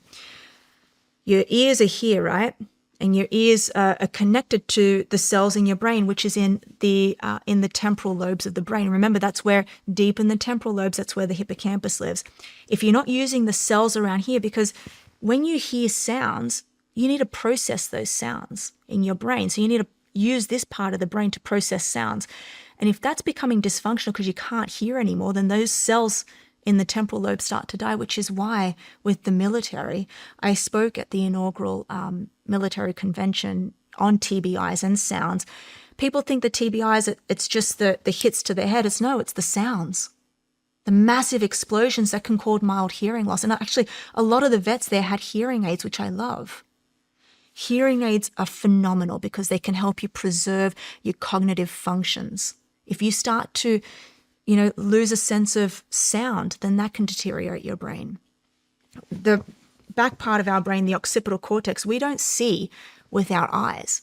We see with our brain. You've got your eyeball there, the retina, then you've got the optic nerve that comes out of literally from your eyeball, goes into the brain, and the signals travel down here to the back of the brain where you make sense of you've got a black hat on. The only reason I know that is because this part of my brain is functioning.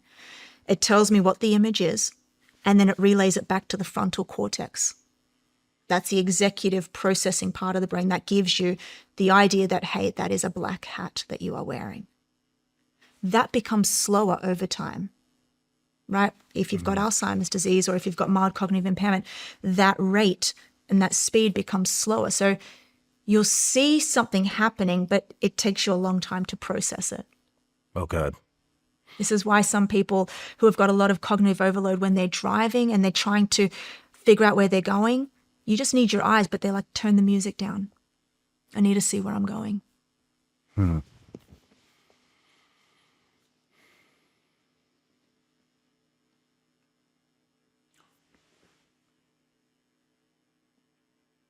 Are they aware? I mean, how a lot of them get angry. Of course they're angry. They're frustrated because they don't know what's happening to them. They're experiencing a loss of their faculties that, I know for myself, and I'm in my 30s, right? When things become, I'm not as sharp as I was in my when I was 25. Oh my God, you should have seen me. Like I was able to do so much with little sleep, right? Now I need my 7.5 hours a night, or I'm not myself. Things are becoming slower.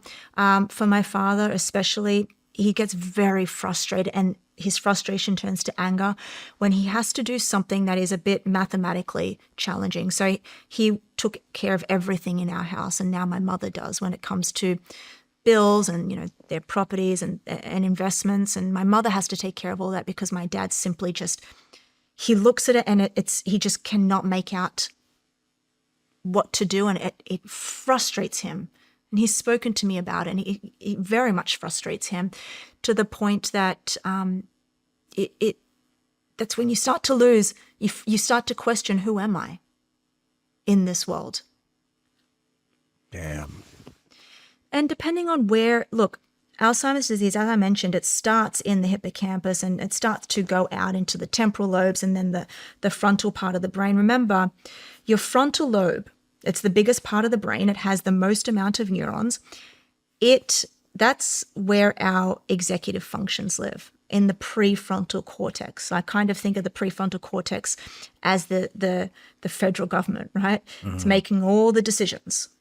And that starts to deteriorate. And because it's got the most populated amount of neurons, those start to, become dysfunctional. And that's when we start to, our thinking and our intellectual capabilities start to decline.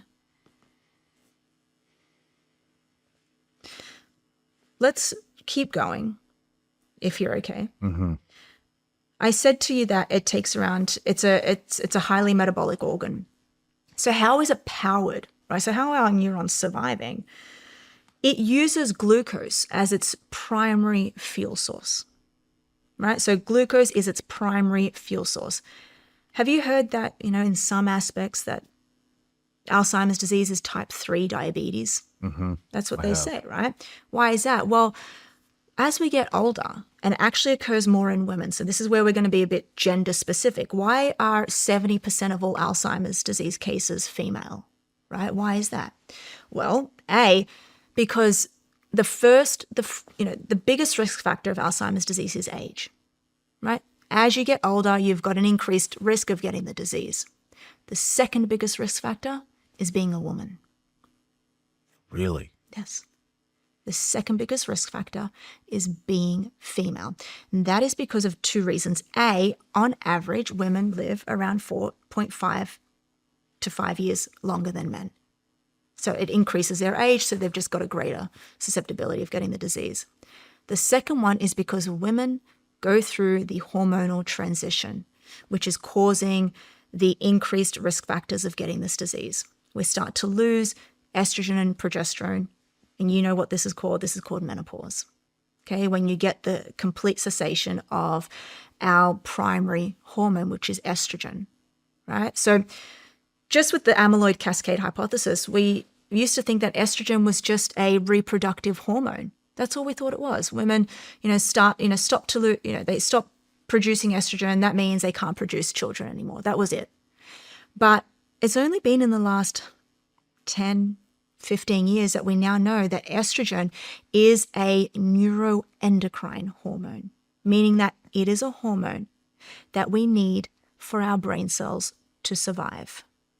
Now, you are a male, you have estrogen too. And your brain is more protected because you go through your own type of menopause. It's called andropause. But for women, it's this steep collapse. Okay, so at age 45, right, this is what happens. The decline of our hormones start to go down like this. For men, it goes down really, really slowly. So you can maintain your estrogen and your testosterone. You have estrogen too, believe it or not. And what happens with testosterone in the brain is testosterone aromatizes into estrogen. So you have that protective barrier in your brain of estrogen throughout your life, whereas women, downfall. So we've lost our estrogen, right? We can help that with hormone replacement therapy. But why is estrogen so important? Well, on our cells, we have receptors, right, for estrogen.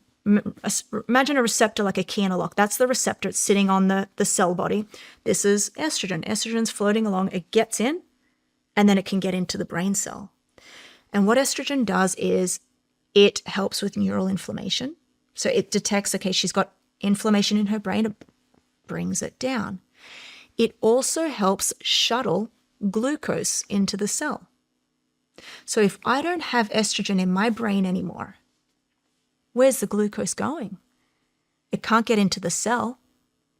So therefore, I've got two problems. I've got a buildup of glucose in the brain because it's not getting into the cell. It's not getting utilized, right? Mm-hmm. Just like the glucose in your bloodstream in your body, you become insulin resistant. So higher risk for diabetes.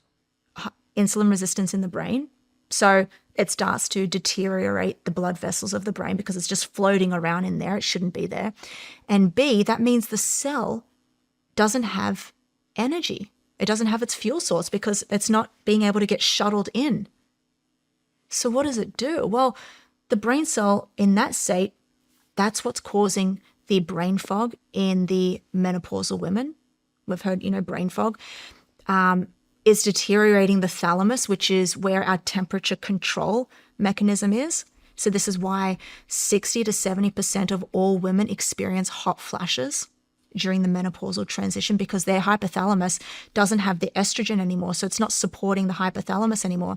So the thermoregulatory system in your brain doesn't know what it's doing. So it's making you go really, really hot, and then it's making you go really, really cold, and that's a hot flash. And that's keeping women up at night, not allowing them to get into deep sleep, not allowing them to clear out the plaques. So we've got so many problems, and that was another flawed study. Back in the early 2000s, the Women's Health Initiative, by far the most fraudulent study in all of medicine. And it starved and wronged millions upon millions of women out of taking hormone replacement therapy. Millions. And so now we're suffering, right? We've got all these baby boomers. My mother is one of them. She's 72 years old and she's got her cognitive faculties intact. She's fine there, but she was scared out. Like her doctor never told her to take, 20 years ago to take hormone replacement therapy because this study went out there and said that hormone replacement therapy increases your risk of breast cancer. Does it? No, that has been retracted. We now know that hormone replacement therapy is safe. They used a different type of estrogen back then when they were testing it on women. There was many things wrong with the study. They were putting conjugated estrogen, which is they took the estrogen from the urine of female mare, so horse urine estrogen. And so it's a synthetic form of estrogen. They were putting it into these women. These women on average were around 63 years old. So they had already surpassed menopause. And so it wasn't working. And it actually increased their risk of dementia. So what we have now is we have a safer option for women. It's bioidentical hormones. So you can take a hormone patch, an estrogen patch, you put it on your body, and you replace that, I believe. I'm not on HRT yet, but I will in my 40s. Basically, we have a window of opportunity. So women must get on their hormone replacement therapy between the ages of around 42, 45, and 52, when you still have circulating estrogen in your body, for it to go in and mimic that hormone, and it becomes bioidentical. So you have now a safeguard. It's called the window of opportunity. So women need to start hormone replacement in their 40s. Correct. So generally you want to get on it when you're in the perimenopause stage, which again, just like mild cognitive impairment, perimenopause happens 10 years prior to the onset of menopause. Menopause is just one day, right? It's when you have been 12 months without your menstrual cycle. Okay. So if you reach that 365 day and you haven't had a period, that is the first day of menopause. Wow. It generally happens at around 52, right? So women can get into perimenopause in their, at 42, at 40, it varies.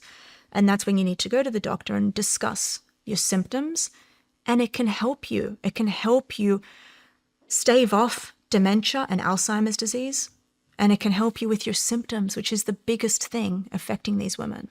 Is there any data that shows how, what percentage it deters dementia, Alzheimer's? So we haven't got the research yet. Okay, the research is underway. And actually, this is a huge controversial debate amongst academics right now, because we can't solely say hormone replacement therapy prevents dementia. We can't say that. But what we can say is we know for sure that it helps with the symptoms involved in the risk factors of dementia, meaning if a woman's going through perimenopause and she's experiencing hot flashes, that means she's getting up at night. She's frustrated, she's hot, she's sweating, right?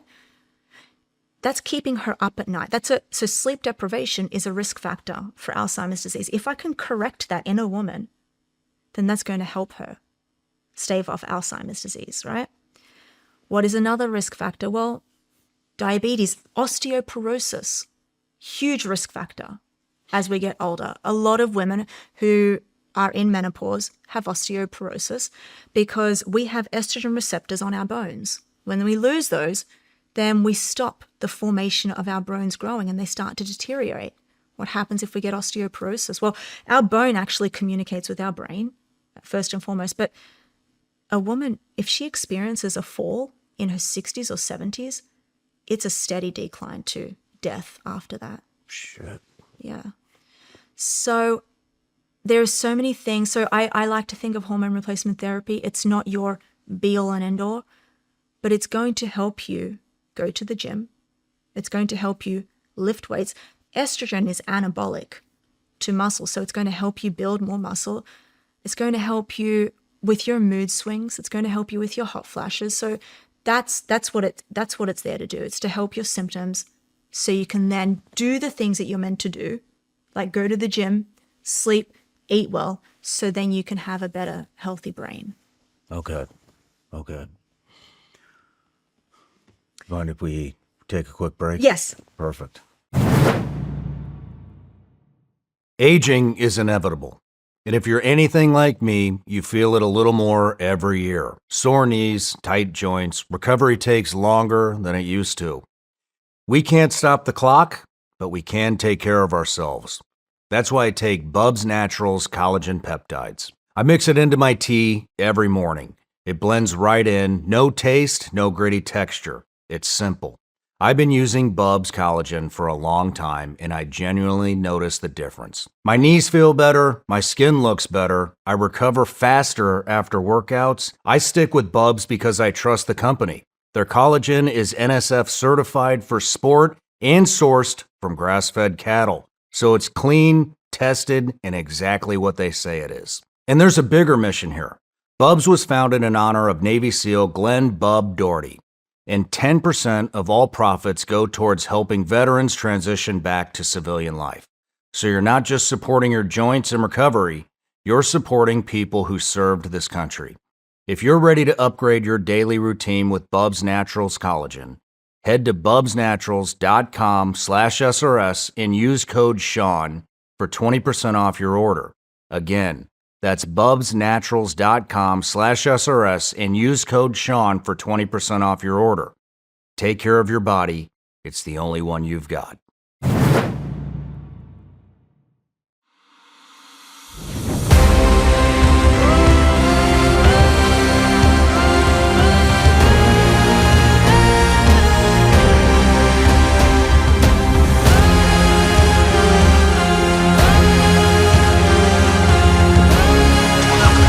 See you later. World's tallest building. What do you think, Shawn? We're high.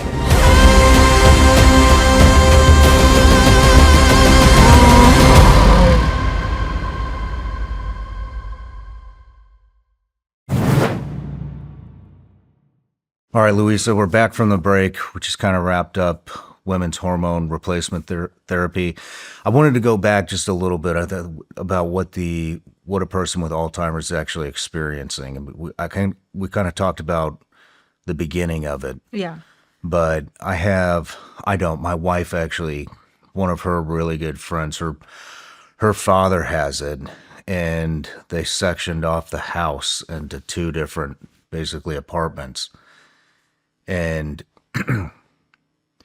her dad's just completely gone. And my wife has asked her, like, how do you deal with this? And she says, I don't even visit him anymore. He's legitimate. Like, she considers him dead. It's just not And that's him. Exactly. But remember, at that stage, that's it. You don't know. You don't have control over anything. You are not in control anymore. Your brain has now taken control, because your brain has decided that it's time now to, like, decompose, really, because it's thinking, well, I'm no longer, like, it's that the signals are all cut off. So you are not in charge. Your cognitive faculties that are responsible for you going to the toilet, or you don't have control over those anymore. It's another force. And that force is the accumulation of those amyloid plaques. And so what you'll notice, though, is a lot of patients who have got Alzheimer's disease, we're not talking about mild cognitive impairment anymore, they kind of feel like they want to do this from the world. A lot of them, you'll see, they stop going out and communicating with people and socializing, and they become so secluded. It's like they just want to stare at the wall. I've had the daughter of somebody tell me that their mother, she noticed that she started sleeping facing the wall only, and she didn't want to see anybody. She just wanted to face the wall, and that's it. That's what makes it so devastating. So they're feeling lost, they're feeling confused, but they're waking up every day not themselves. So it's not who they are. And it's so devastating. We think 2/3 of all Alzheimer's disease cases are female, and then also a third are carers. A third are what? Are carers. So it's usually the females who then end up taking care of a person with Alzheimer's disease, albeit mother, father, husband, whatever it is. So you've got enormous pressure placed, and Emma Willis speaks about this, the wife of Bruce Willis, like caregivers, enormous financial burden and seeing a loved one forget who you are. So it's actually hard on both parties. It's hard on the person itself. And you have to think, this person who has Alzheimer's disease, they don't know if they've eaten. Sometimes a lot of these people starve as well. They don't know if they've eaten. Sometimes they forget to swallow. They don't know if they've hit their head. They don't know if they're feeling pain or not. They don't know if they've been to the bathroom. More often than not, it's, just wetting themselves or something like that. So they don't realize any of this because your brain is not functioning. When your brain does not function, your life doesn't function. Do they go in and out of it? They can become lucid at times, yeah, and that's very unpredictable. Why does that happen? That just happens. Well, we don't know. You can become it's just a small moment in time where you can be laying there on your bed and you can recognize your wife or your child. You can recognize them for a very short period of time. There's a movie that was made and it was so beautiful. I forget the actress's name, but it's called Still Alice. And basically it chronicles the woman who gets diagnosed with dementia in her 40s. And that's called early onset Alzheimer's disease. That's the one that's predominantly genetic. As I mentioned earlier, when you do get those genes, if it's presenilin 1, presenilin 2, amyloid precursor protein, if you've got it, you will get the early onset Alzheimer's disease in your 40s, right? But most of diseases occur due to late onset Alzheimer's disease, which is the lifestyle ones. So if you see her in this movie, you can see the fast deterioration of who she is to death, really. And you should watch it because she starts to lose everything. Like, first of all, she's driving, and then out of nowhere, she's looking around. She's like, where am I driving to? What am I doing? And that's the mild cognitive impairment stage. But I was asked on Diary of a CEO, which is quite a funny question to me, when after I explained, over a 3-hour period what Alzheimer's disease was, Stephen said, well, what would you do if you got Alzheimer's disease? And it's like, sort of a question. I couldn't do anything. In that moment, I could not do anything. Nothing. No therapy would help me. No amount of exercise would help me. No amount of sleep would help me. My sleep would be completely disrupted. I wouldn't know who I was. I wouldn't know if I'm walking on the road. I wouldn't know if I'm eating out of a garbage trash can. I wouldn't know what I'm doing. The reason I'm wondering, is it harder on the family or the caretaker, or is it harder on the person? Does the person even realize what's happening? Exactly, and that's what's so devastating. Or are they just staring off into space all the time and They don't know. They don't know. No. Just like this beautiful patient that I say came to me literally. And I have seen, and this is how I really started in this, going on this journey of wanting to end this disease and focusing on women as well, because I did have this one woman. I was tasked with I'm a neurophysiologist, so usually somebody who you'll see when you've had, when maybe you've suspected of having MS or you've had a seizure, and we assess the functionality of your brain. And I was tasked with heading up an entire mild cognitive impairment or Alzheimer's disease unit. And I had to do that by scanning brains, and I scanned thousands of brains. And every time I would go to a meeting, these, bi-weekly meetings, I'd say, I'm giving a diagnosis of MCI to 90% of these patients, but like a third of them are women. Why? And every time I asked why, they would, the attending would always say to me, it's just what happens. We can't do anything about it. It's just, they've got it. Genetics, they could never give me an answer. It was frustrating because one woman came in, I tracked her over a 5-year period. Husband, 2 kids, came in addressing me by my name. And over that period, like at the end of those 5 years, she'd come to me and she'd say, are you my daughter?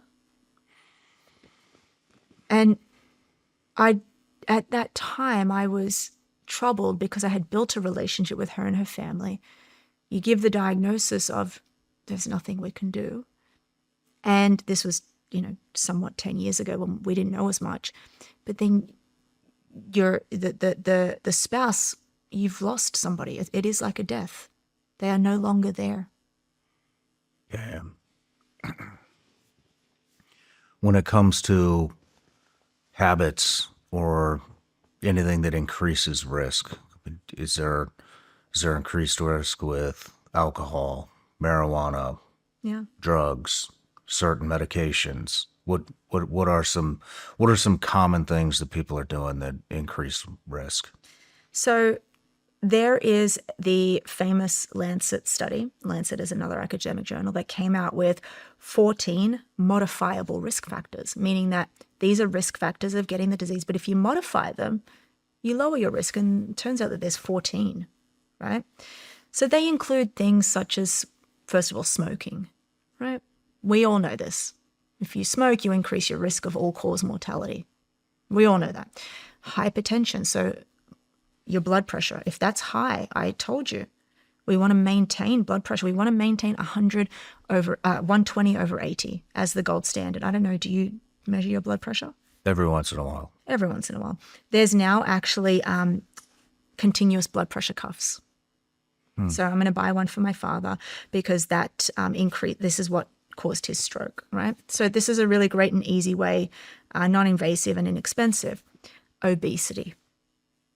One of the biggest risk factors of getting the Alzheimer's disease is obesity, which I think now we've got a grip on because of GLP-1s, which is what makes GLP-1s, Wegovy, like Ozempic and tirzepatide, which makes them so phenomenal.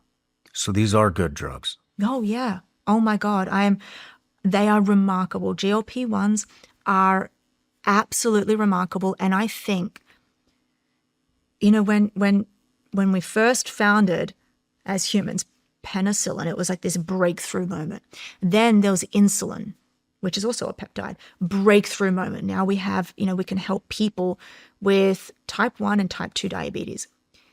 Now GLP-1s, and I think it's definitely on par, and I think it's going to be something that is going to eradicate diseases. Wow. GLP-1s will eradicate diseases that in 100 years, I don't think you and I won't see them, but I do believe in 100 years, people will be saying, people were obese.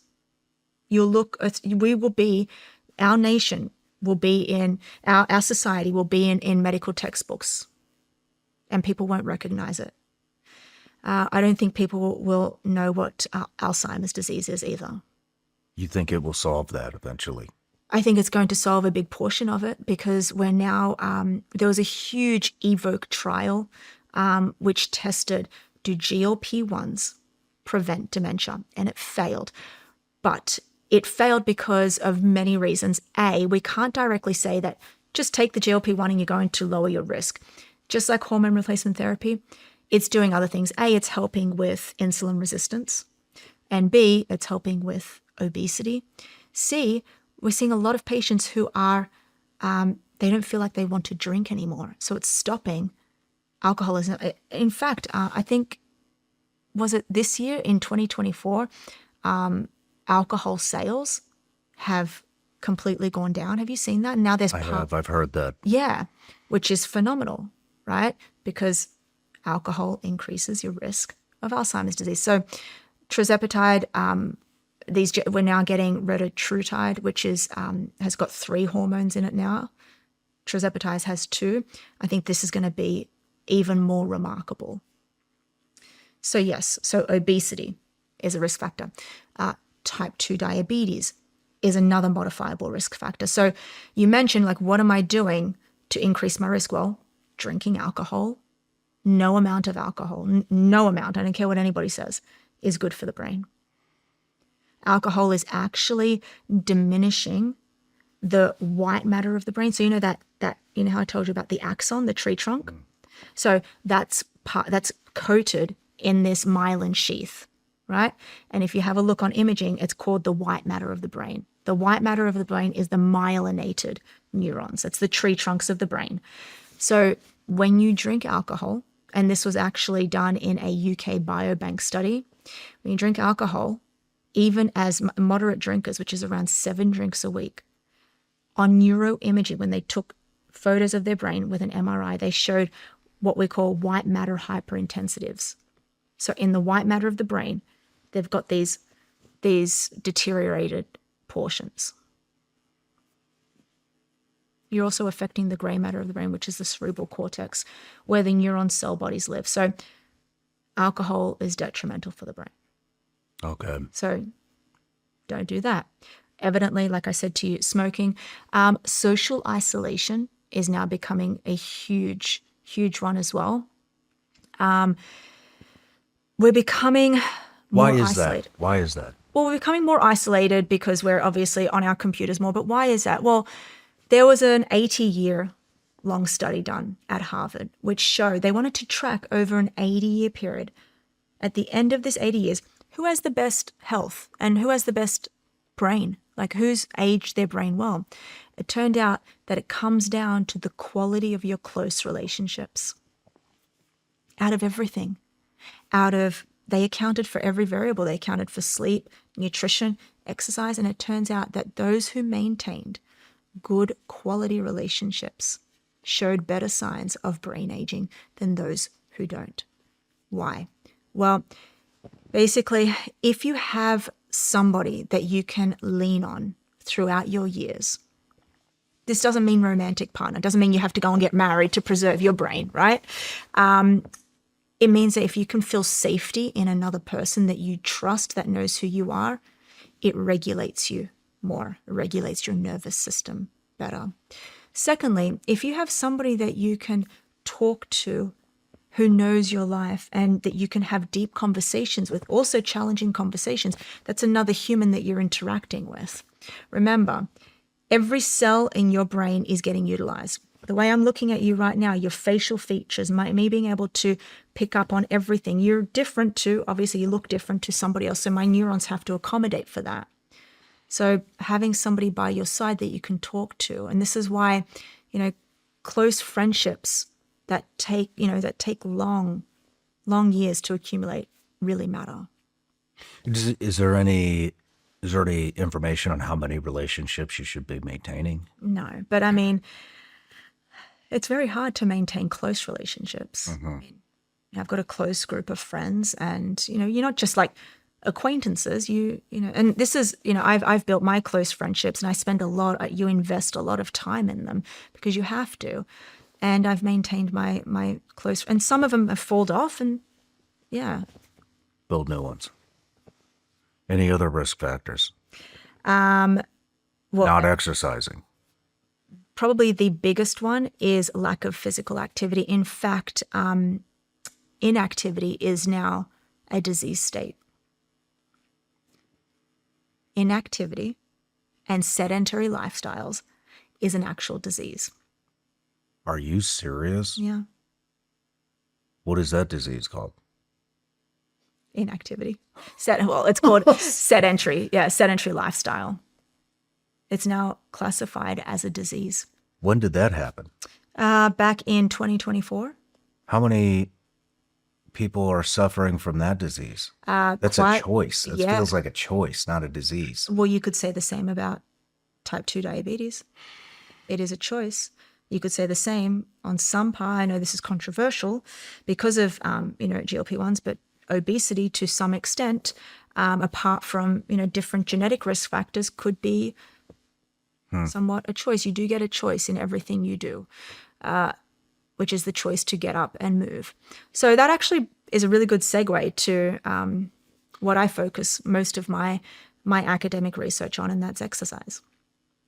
So if you want, we can delve into that. Yeah, let's dive in. How many days do you have? We got as long as we need. I do want to point out, because I mentioned women. Men have something else that's not often spoken about. It's called amyloid, where 17% of men actually lose their Y chromosome. Yeah. And they lose it in the immune cells. So obviously, we have different genes, X and Y, XX. 17% of men lose their Y chromosome in their immune cells, which actually is increasing their risk of getting dementia and different neurodegenerative diseases as a whole family. And it hasn't been specified yet, but my hypothesis, I think about, well, why are men at an increased risk of A, Parkinson's disease, and B, amyotrophic lateral sclerosis? I don't know if you saw McSteamy from Grey's Anatomy. I forget his name in real life. One of the leads in Grey's Anatomy just passed away of ALS. I think it was 2 weeks ago. Oh, man. Which is it's probably it is so scary, Shawn, to see in real life because it's so fast acting and deteriorating. So you can test for this. You can test whether you're losing your X chromosome through a genetic test, generally over the age of 50. So that's one thing that we didn't pick up. It's called amyloid. Okay, so now let's segue to exercise. I think it's so prominent to talk about because A, exercise is free. B, the only reason we call it exercise, it wasn't called exercise 200 years ago because people were running and doing things. We have to now, because of technology and the way we're living, we've now formulated the word exercise, right? Which doesn't mean, which I tell my mother every day, doesn't mean you walking around the house and getting the clothes off the line. That's not exercise, right? Exercise is structured programs where you are increasing your heart rate or moving your muscles or contracting your muscles. So first of all, we'll separate into three. You've got the aerobic exercise and the fast-paced VO2 max exercise. You've got resistance training or strength training. And then you've got what I call Neuro Athletics or neurocognitive training. The relationship between aerobic exercise and brain health was the first one to ever be discovered. Marianne Diamond back in 1960 or 1961, basically she got two sets of rats, right?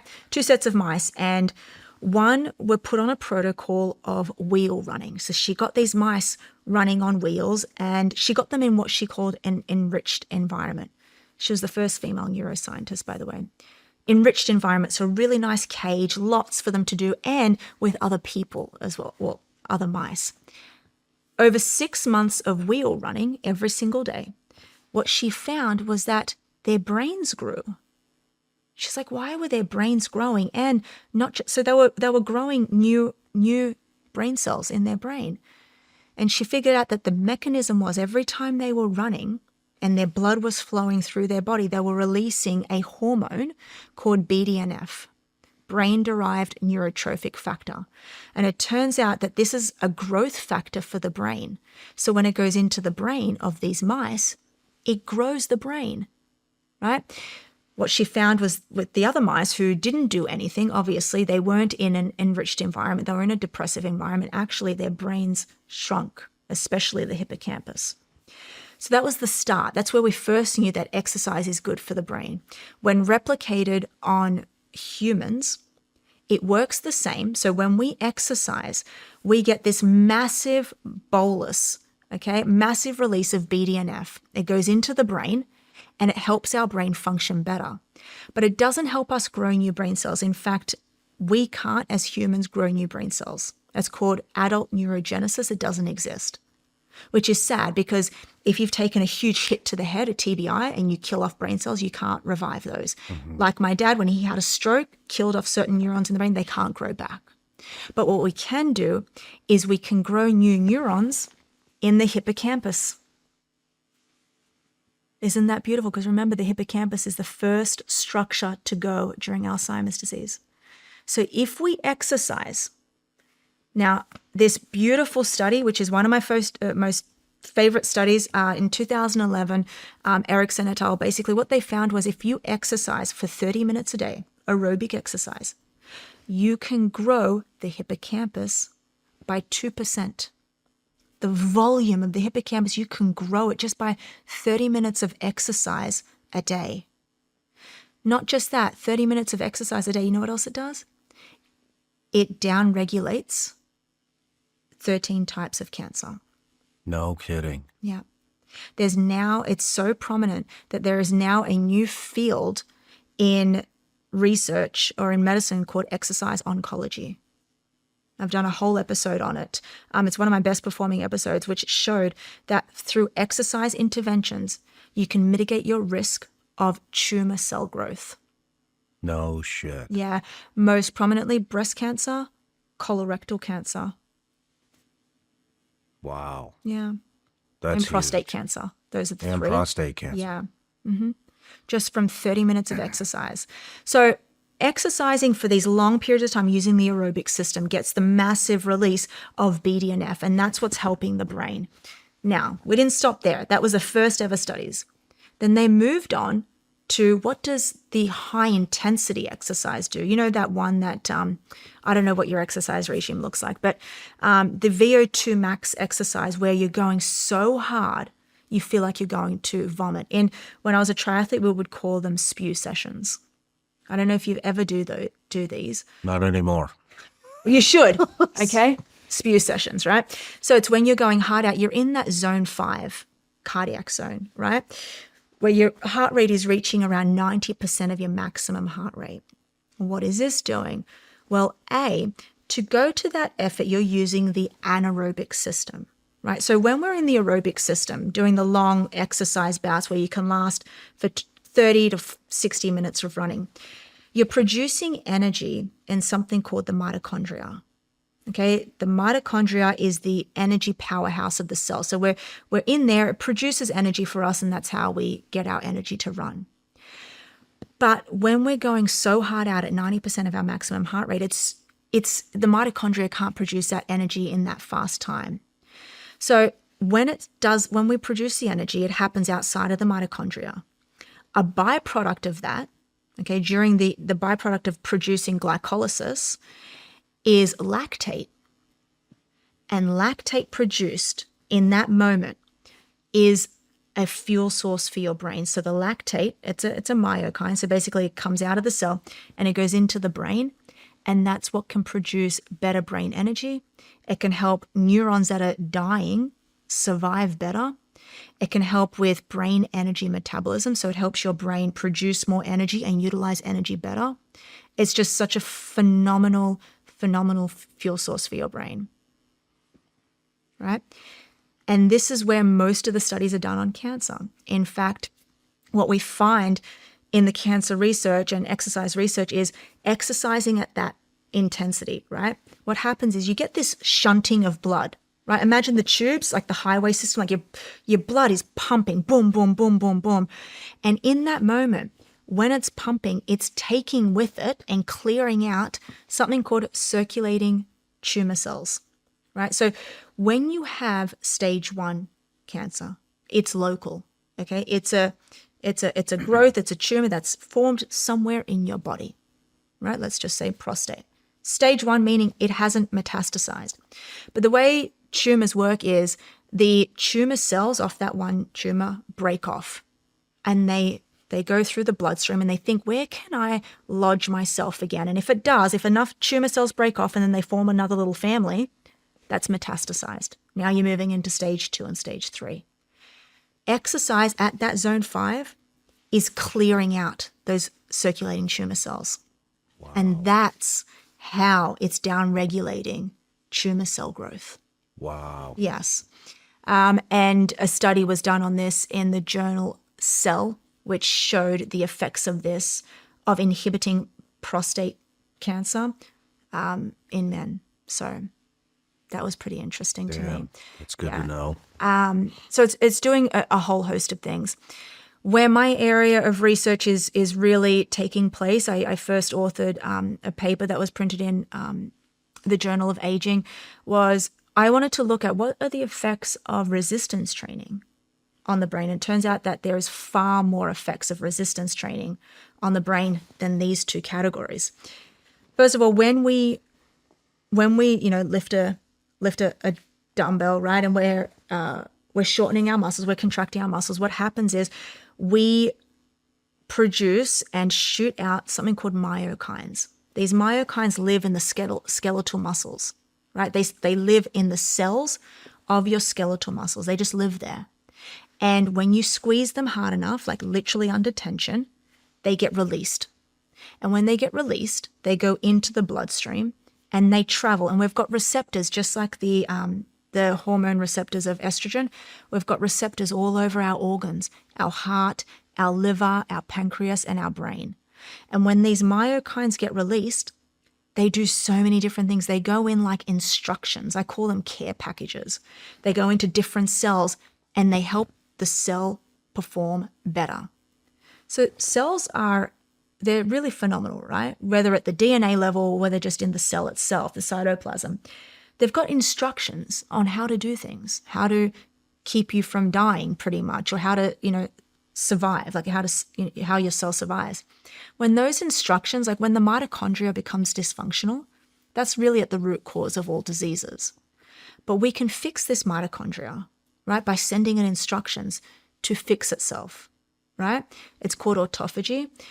We can grow new mitochondria, or we can just correct the bad ones, right? And we can do that from these myokines. So when the myokines go into the brain, they're helping the brain do better things. They're helping the synapses of the brain, the synapses that are like, they form the synapses again. It's called synaptogenesis. They grow new neurons in the hippocampus. They help your different areas of your brain grow and proliferate. They work together as a camp. There's like 100 different myokines. They work together as a camp to help each other express themselves. They help with immunity. They help with the clearing out of amyloid beta. They're doing so many different things for your brain and your organs that I got to tell you, pharmaceutical companies are trying to replicate these myokines. They're trying to replicate them in pharmaceutical forms to make them injectable drugs, and they can't do it.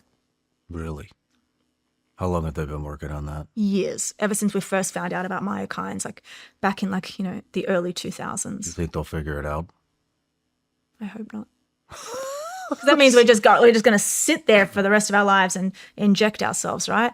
I mean, look, I don't even want to get into peptides, but look, I think in 5 years, everyone's going to be using peptides. Really? Why? Because people are becoming more, the gray market, the black market is infiltrated. Like people are buying these black market, it's so dangerous, by the way, peptides, right? A peptide is an amino acid. Amyloid beta is a peptide, right? And I think in theory they can do well. We've seen them, in my studies, but not one human randomized control trial has ever been done on peptides, which is why it makes it so dangerous. We don't know what the safety and efficacy is of peptides yet, but I do say that they will start funding it because of who's currently in charge. And yeah, I think that we'll start to see human studies in 5 to 10 years, and that's what's going to happen. So you are not a fan of peptides? I am not a fan. I went out really public with this because one of the things that BPC 157 does, it's the most prominent peptide right now, body protection compound 157. What it does is it's meant to help with cartilage health and recovery. That's a lot of people are taking it. What we don't know yet is it's doing this by inducing vascularization, meaning that it's helping you around the cells of injury. It's helping you form new blood vessels. When you form new blood vessels, what happens? You get oxygen and nutrients. It's great, right? Better healing. But it can't detect whether it's causing vascularization on a cancer cell. And how does cancer survive and grow and proliferate? It forms blood vessels to feed itself. Cancer cells are so hungry when they form a tumor site. They say, okay, great, now we need blood vessels to survive. So they form its own little blood vessel supply, and that's what grows and that's what metastasizes. Because they're like, yes, they become so greedy and so hungry. These tumor cells, they go out and metastasize all over your body. You have no control over that, right? Whether it goes to your brain, your spinal cord, you don't know. So why would I accelerate that? Because we can't test yet whether you've got stage 1 cancer. We could all be walking around right now with it. It's just too small to detect on neuroimaging. These imaging things, they don't even detect it. They can't detect it yet, no. I mean, look, on some cancers, yes. Look, prostate cancer, yes, we can detect it. This is, colorectal cancer. yes, this is why, everyone should be getting screened and doing colonoscopies, because around 99% of all colorectal cancers exist from the polyps that are built up, but you can get rid of those. This is why everyone should be getting screened and doing their colonoscopies and endoscopies. But, breast cancer, I believe so, but I'm talking like, pancreatic cancer. You don't know whether you've got it until stage 4, and then you're done. That's what took my grandmother. That's what took my aunt. Ovarian cancer, you don't know. Glioblastoma, forget about it. So, why would you? I mean, a lot of people are taking peptides. And not knowing the harmful risks. I took them. BPC 157? I believe that's what it was. Everyone's on something called the Wolverine stack, which is TB 500 and BPC 157. There's melanotan, and then there's these secretagogues, which Samorolone, Ipamorolone.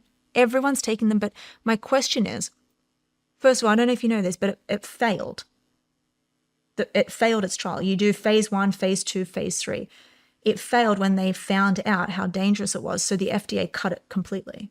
They said this is too dangerous to move forward in human studies. Okay. That's why there's not one randomized control trial done. This is why you can't go to and get a prescription for BPC 157. So I don't know where you got it from. I'm scared because when you get it on a grey market, or scarily on a black market, let's just say you get it on the grey market. The grey market means that it's not FDA approved, but it comes with a form that basically says, this is what's in it. You don't know what's in it.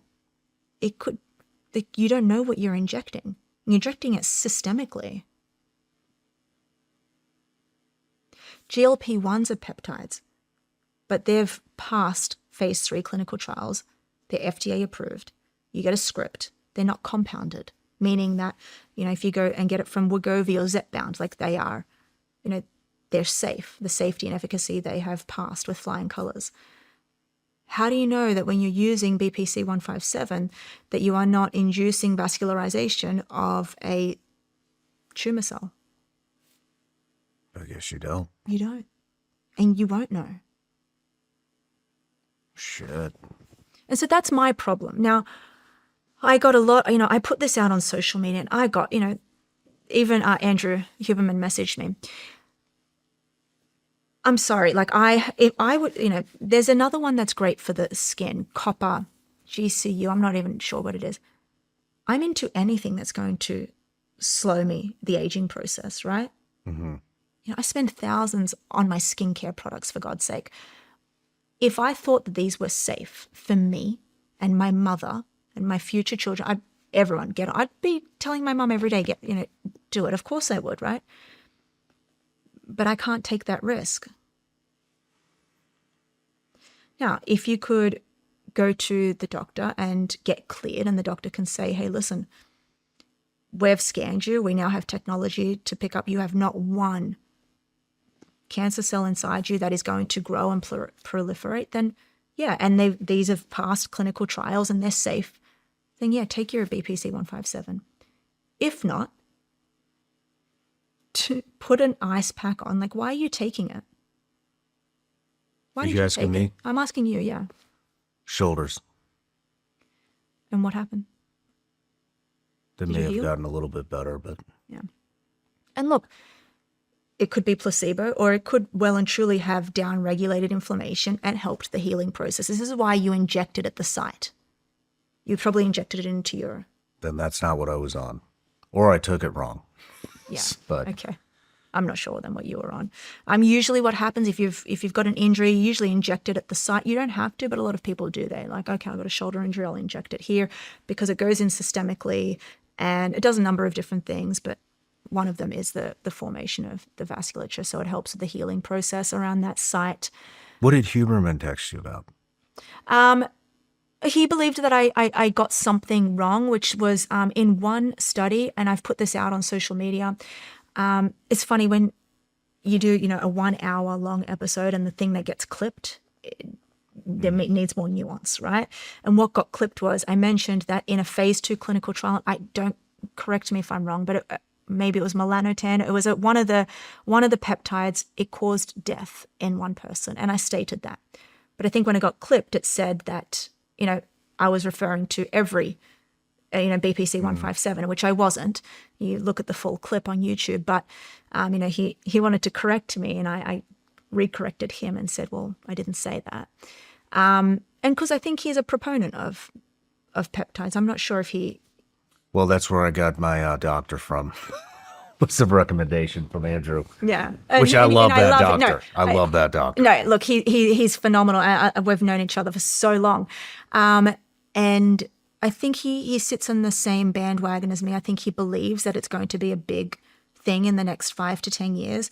I know he knows that there are no human randomized control trials that have been done outside of GLP-1s and insulin, which is another caveat. People were telling me, GLP-1s are peptides. I know that. I'm not talking about those. I'm talking about the ones that you buy on the grey market. And secondly, I wouldn't even, I don't even buy my supplements on the grey market. I make sure that my supplements, which are nowhere doesn't pose the risk that a systemic injection does, I don't even buy my supplements on the grey market. That's how like adamant I am on safety and efficacy. Where do you buy your supplements? Well, I make sure that I'm buying it from a reputable company that has got their manufacturing standards on their website, that have been third-party tested, that don't contain contaminants. Like I go through, I look at their safety scores to make sure that they're not full of lead and full of gunk and filled with things that I don't want to be putting in my body. In saying that, I'm sounding so much unpharmaco-centric, meaning like I'm not against pharmaceuticals, meaning, I don't live my life like, in an organic, way like that. No, I think that there are certain things in life that you need to realize, like what's safe and what's not. You're not anti-vaccine. That's what you're saying? I'm not anti-vaccine, Okay. no. And I can tell you why. Sure. Are you? No. Why? Why am I not anti-vaccine? Because I don't know. My dad's a pharmacist. Oh, good. So Because they save lives and they have eradicated diseases. I want to put that out there so loud because we are here because polio doesn't exist anymore. Smallpox doesn't exist anymore because of vaccines. The reason why I'm really upset with the decision of the current administration when they decided to eradicate certain vaccines from the vaccine schedule, right? Flu vaccine, basically for children, they took around, which is really scary, by the way. Some of the vaccines, that they've taken off the schedule could be very scary and detrimental. For vaccines kids. scare me. They do. Especially, I've 2 young ones and the amount of vaccines that they want to give them when they have an appointment is just like, I don't think we need to do 6 in the next 5 minutes here, but I don't think people understand. I get that. I get that completely. And I'm not also pro vaccines if you don't need them. mm-hmm. I supported the initial rollout of the COVID vaccine schedule, the initial rollout, because we saw that it lowered hospitalizations and death. What I didn't support is the second and the third and the fourth vaccines. I didn't support that. So that's me not being pro-vax or anti. I just didn't support that because we didn't see that it made any meaningful difference, especially, keeping 10-year-old kids inside. I didn't see this, I didn't see that to be effective. My problem is in education. Now, I'll tell you something.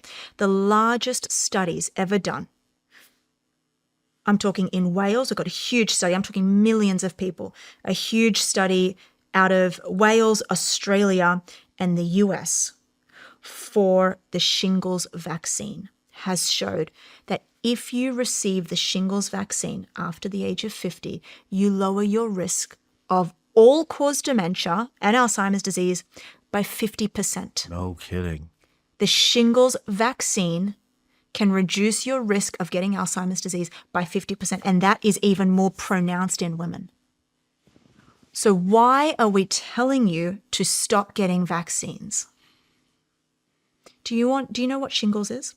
No. It's a skin disease, right? You get chicken pox as a young kid, right? You end up in Russia, you get chicken pox. That never leaves your body. It goes and it lies dormant in the spinal cord, in the dorsal root ganglia, we call it, which is in the spinal cord. Under times of high stress and low immunity, usually in your 50s and above, when you get stressed, it reactivates. So basically, the chickenpox virus that lives in the spinal cord gets woken up. It was dormant, now it's woken up. And what happens is it travels. And depending on where it's asleep in terms of a nerve root, it travels up your spinal cord. And we've got things called dermatomes, right? So if it traveled up this nerve root here, you would see that the rash, the skin rash, comes in the form of the dermatome. So it won't just be a skin rash all over your arm. It causes these painful sores in that spinal cord nerve root. So now you've got this virus in the spinal cord, and what happens then? It goes up into the brain. And what happens to viruses in the brain? What did I teach you about amyloid beta? Brain cells are like, oh my God, we're under attack. It releases all this amyloid beta to try and engulf it. But in the process, you're increasing the amyloid beta plaques in your brain, and you're causing a massive influx of neural inflammation, increasing your risk of Alzheimer's disease. So getting the shingles vaccine can prevent this from occurring. Not just Alzheimer's disease, but can prevent you from, this is a really painful rash. Why do not more people know about this? Right? Why are we saying no to the shingles vaccine? People are so scared of vaccines. So that's my thing. I think that education needs to come to the forefront right now. mRNA cancer vaccines. I think that there's so much research that can be done in there. These mRNA vaccines, I don't think people understand that it's just, you're actually injecting the virus, a very small amount of it, into the cell. It doesn't go into the DNA or anything, the mRNA vaccines. And it helps your body fight off the virus if it's going to come and attack you. That's all it's doing. It's not, people are under the impression that you get a vaccine and it's causing lead buildup or something, or you don't know what's in the vaccine. I don't trust them. The same people that are scared of vaccines are the ones buying peptides on the grey market.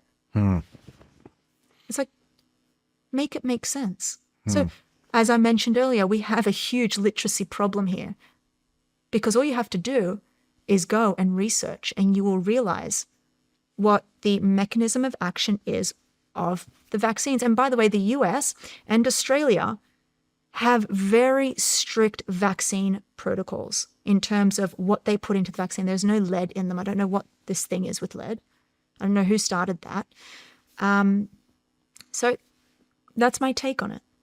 I made my mom and dad went and got the shingles vaccine a few months ago. What age should people be taking the shingles vaccine? In their 50s. In their 50s. In fact, they in the studies, this one out of Wales, they actually accounted for age and birth date. So yeah, you don't need to be getting it before then. So probably at 50. Yeah, 50, 55, go and see your doctor and ask for the shingles vaccine. I asked my mother, I said, did I ever have chicken pox? Because I don't remember it as a kid. She doesn't remember it either. So if you didn't have chicken pox, do you need to take I could the still get it vaccine? though. Yeah. So, I know I've got a girlfriend who's got a 2-year-old, and she got chicken pox because he got chicken pox. Mm-hmm. Yeah. Mm-hmm. So that's my take on vaccines. And I just urge everybody to read a little bit more and become a bit more educated. And I think people just get, the COVID just really fucked everything up. Oh yeah. And people don't know where to look. I don't know where to look. No one knows where to I've look. interviewed a bunch of you guys. I always ask about vaccines, but You open every time I say the word vaccine. Did you know that Australia was the first country to eradicate HPV, so because of the vaccine, cervical cancer? I didn't know that. Yes. As of last year, 2025, we are now the first nation to have eliminated cervical cancer. Why? Wow. Because of the vaccine. I mean, that's phenomenal. When you go against the HPV vaccine, you go against women. Like, why are we, what are we scared of? I would love to know. I'd love to hold a press conference. What are we scared of? Is it because the very person that is, HHS secretary, the very person who we are supposed to trust and look to is actually, he's confused himself. I don't know if you know this, but he went on back in the early 2000s to say that I believe in vaccines. All my kids are vaccinated. Are we talking about RFK? Yeah. Well, I mean, RFK also just came out and supported a immunity, what do they call it? Immunity for pesticide companies. Why? How the fuck is that making America healthy again? And do you know the number one cause of Parkinson's disease? I'm going to guess it's pesticides. Paraquat found in paraquat is found on our crops and on our fruit. Great. Yeah. And another trimethyl something. It's another chemical ingredient that is found in dry cleaning products. This is why they call Dry cleaning products? Yeah, so all dry cleaners should be shut down if they use this it's trimethyl. If you just type that into Google, I forget what it's called. But this is what is causing Parkinson's disease. But we're getting off track here. But yeah, so This is good stuff. Because I use a lot of dry cleaning, so. Yeah, shut it down. All right. Secretary Kennedy said in the early 2000s that he got his kids vaccinated. He believes in vaccines. Then, fast forward like 10 years, he went on to say vaccines, I don't trust them. They're full of lead and you shouldn't be taking them. And he seems so confused. In fact, in a press conference, he actually went on air to say to the American people, do not trust your doctor. Take your health into your own hands. I work in a hospital. If we let patients take their health into their own hands, I'm talking the very patients that don't even know where their neck is or where their knees are, would be in a lot more trouble than what we are now. It's like saying, right, it's like getting on a flight and saying to the passengers, don't trust your pilot. You must take this flight into your own hands. No wonder everybody's scared of vaccines. No wonder we are confused when the very person we should be turning to for our health advice is confused himself. I mean, even back to that immunity thing, I mean, we just did a big episode on glyphosate, which is, the main chemical that they are giving immunity to. Yeah. And Iowa has the highest concentration of glyphosate in the country. And Iowa also has the highest rate of cancer in the country. So I don't know why they would give immunity to all these pesticide companies. I mean, that right there is pretty good fucking indication that the shit's not good for us. And then they called it what do they say? It was a national security concern. Yeah. But then I looked it up, 618,000 people die of cancer. Was it 2020? It might have been 2024 or 2025. Yeah. And we're calling the fentanyl crisis a national security concern. And the cancer rate is over six times that of the fentanyl crisis. So how is cancer not a national security concern? You know what? It reminds me of the Tylenol saga with pregnant women, or even the vaccines and autism. There is not one reported case of the vaccine causing autism. Not one. Where did it come from? Fabricated numbers, but they can't because there's no numbers to prove it. So I feel like the administration are just waking up and they're like, what should we pick on today? Let's just put our blindfolds on and eeny, meeny, miny, mo, autism. Okay, we're going to just pick on autism today because that's how we feel. And let's just say that vaccines cause autism and, people don't want autism. That's how I really feel like we are running science here. And it's scary. Even when it comes down to Tylenol, how many poor pregnant women were scared out of taking Tylenol during their pregnancy. The first line of action in the event of a What was fever. that? I remember my wife she didn't want to take any Tylenol. Of course, What because was they said that if you take Tylenol, you increase your kid's risk of getting autism. And that's not true. No. The first line of defense for there's like, and that I think they retracted that as well, even at the secretary level. Even RFK came on and said, "Sorry, I made a mistake." After like scaring the nation for I think like 2 months, scared like don't take Tylenol, like all these. Imagine, right? I can't imagine how it must feel not knowing anything about health because you're not in that field. There's many areas of life I know absolutely nothing about. I feel so blinded. I can tell you how it feels. Yeah, I'm so susceptible scary to and marketing. confusing. Yeah, when it comes to like makeup, I don't really know. I'm so susceptible to that. I'll just buy anything because I don't know too much about it. But I can't imagine how it must feel to know nothing about health, to be first time mothering a child, or even being pregnant for the first time, to say, "Don't take Tylenol. It's going to increase the risk of autism." Imagine how you must feel, so scared, so lost. Mm-hmm. So he retracted that. So that's fine now. Take the Tylenol. It's just for God's sake. In the event of a fever in pregnancy, the first line of action is Tylenol. It's safe. We got offline. Now, the only other thing I would argue there seems to be this very big confusion around statins. Right? Statins decrease your risk. We've got 2 huge randomized control trials that show that statins, which is a cholesterol-lowering medication, reduce your risk of getting dementia and Alzheimer's disease by upwards of 32%. Really? Yes.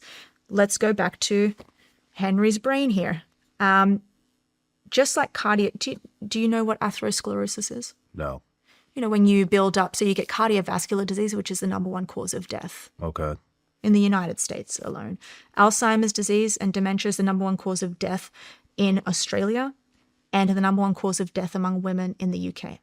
In the US, it's cardiovascular disease and then cancer. So cardiovascular disease is just when the arteries are getting clogged up with plaque, right? And that's built up because your cholesterol, this is a very layman's term, but your cholesterol builds up in your bloodstream and it goes into the arteries, and over time it gets lodged there, and that's what can cause a heart attack. The same thing's happening to your brain. You get a buildup of cholesterol in the brain, and it causes a stroke or a hemorrhage, right? So why would we want a high cholesterol? Mainly LDL and ApoB, we don't. So we can lower that risk by taking a cholesterol-lowering medication, like a statin, for example. The people who have got ApoE4, the risk factor gene, they are at an increased risk because what ApoE4 does is it helps transport cholesterol through the brain. So if that becomes faulty, which it does in ApoE4 carriers, that means the cholesterols can't get transported to the brain cells where we need them. So they're going through the brain, they're going into the arteries of the brain, and that's where they're causing havoc. So if you have ApoE4, you've got an even better chance of lowering the risk if you take a statin. And yet, every time along with vaccines, that's what I've seen as the most controversial pharmaceutical. As soon as I put it up, I'll put up a massive study that has just been published, amazing, right? And people are just traumatizing me for it, saying that I'm getting paid by pharma. What is the scare about statins? I had this conversation with Peter Attia probably a year or 2 ago. Yeah, and he's very pro. He's on, I think, a PCSK9 inhibitor. I think I don't even know, people saying you're increasing your risk of getting dementia, which is crazy. Oh, another scare is that it's causing muscle weakness. I'm like, great. It doesn't. I mean, in a very small percentage of people, it might. I don't know what the scare is, but I know it's very controversial amongst that family of people. Do you know the medication that helps with acid reflux, heartburn? It's like impropofol, or Yeah. is it? So that supposedly has an increased risk for dementia. I have to take that shit. Yeah. The doctor said also take a B12 shot. Oh, you're doing B12 shots as well? Well, she said that the reason that for the increased risk in dementia with whatever that medication is called Yeah. is that it creates a B12 deficiency. Yeah. You should actually check as well on your blood panel if you've got, if one of the biomarkers, homocysteine, is raised as well. But if you're taking a B shot, it should be able to bring that down. Yeah, look, it's funny like that. And, you go in for you say you've got acid reflux. The first immediate course of action is just take this medication, right? Have you heard that Listerine, the one that you drink is causing the same thing? It's actually increasing blood pressure. Yeah, it's the same mechanism, basically. And actually, I would caution people against taking Listerine, that I do believe. Okay. Yeah, so mouthwash especially, don't take that. But for acid reflux, I do believe it in some part, yeah. Because I've also read about it. I'm not, obviously, because I'm not able to go deep into it, I don't know too much about it. But I did interview somebody who said the same thing. That what do they say? That it's increasing blood pressure, decreasing nitric oxide. All right, we spoke about exercise, and then we went down this Exercise, field yeah. about pharmaceuticals and went into why. I don't know. You know more about politics than me. I don't know why we're doing certain things in the way that we're doing it. I don't think anybody knows anymore. No. There's a lot of confusion out there in a lot of different sectors of politics. I want to talk to you about psychedelics, ibogaine, psilocybin.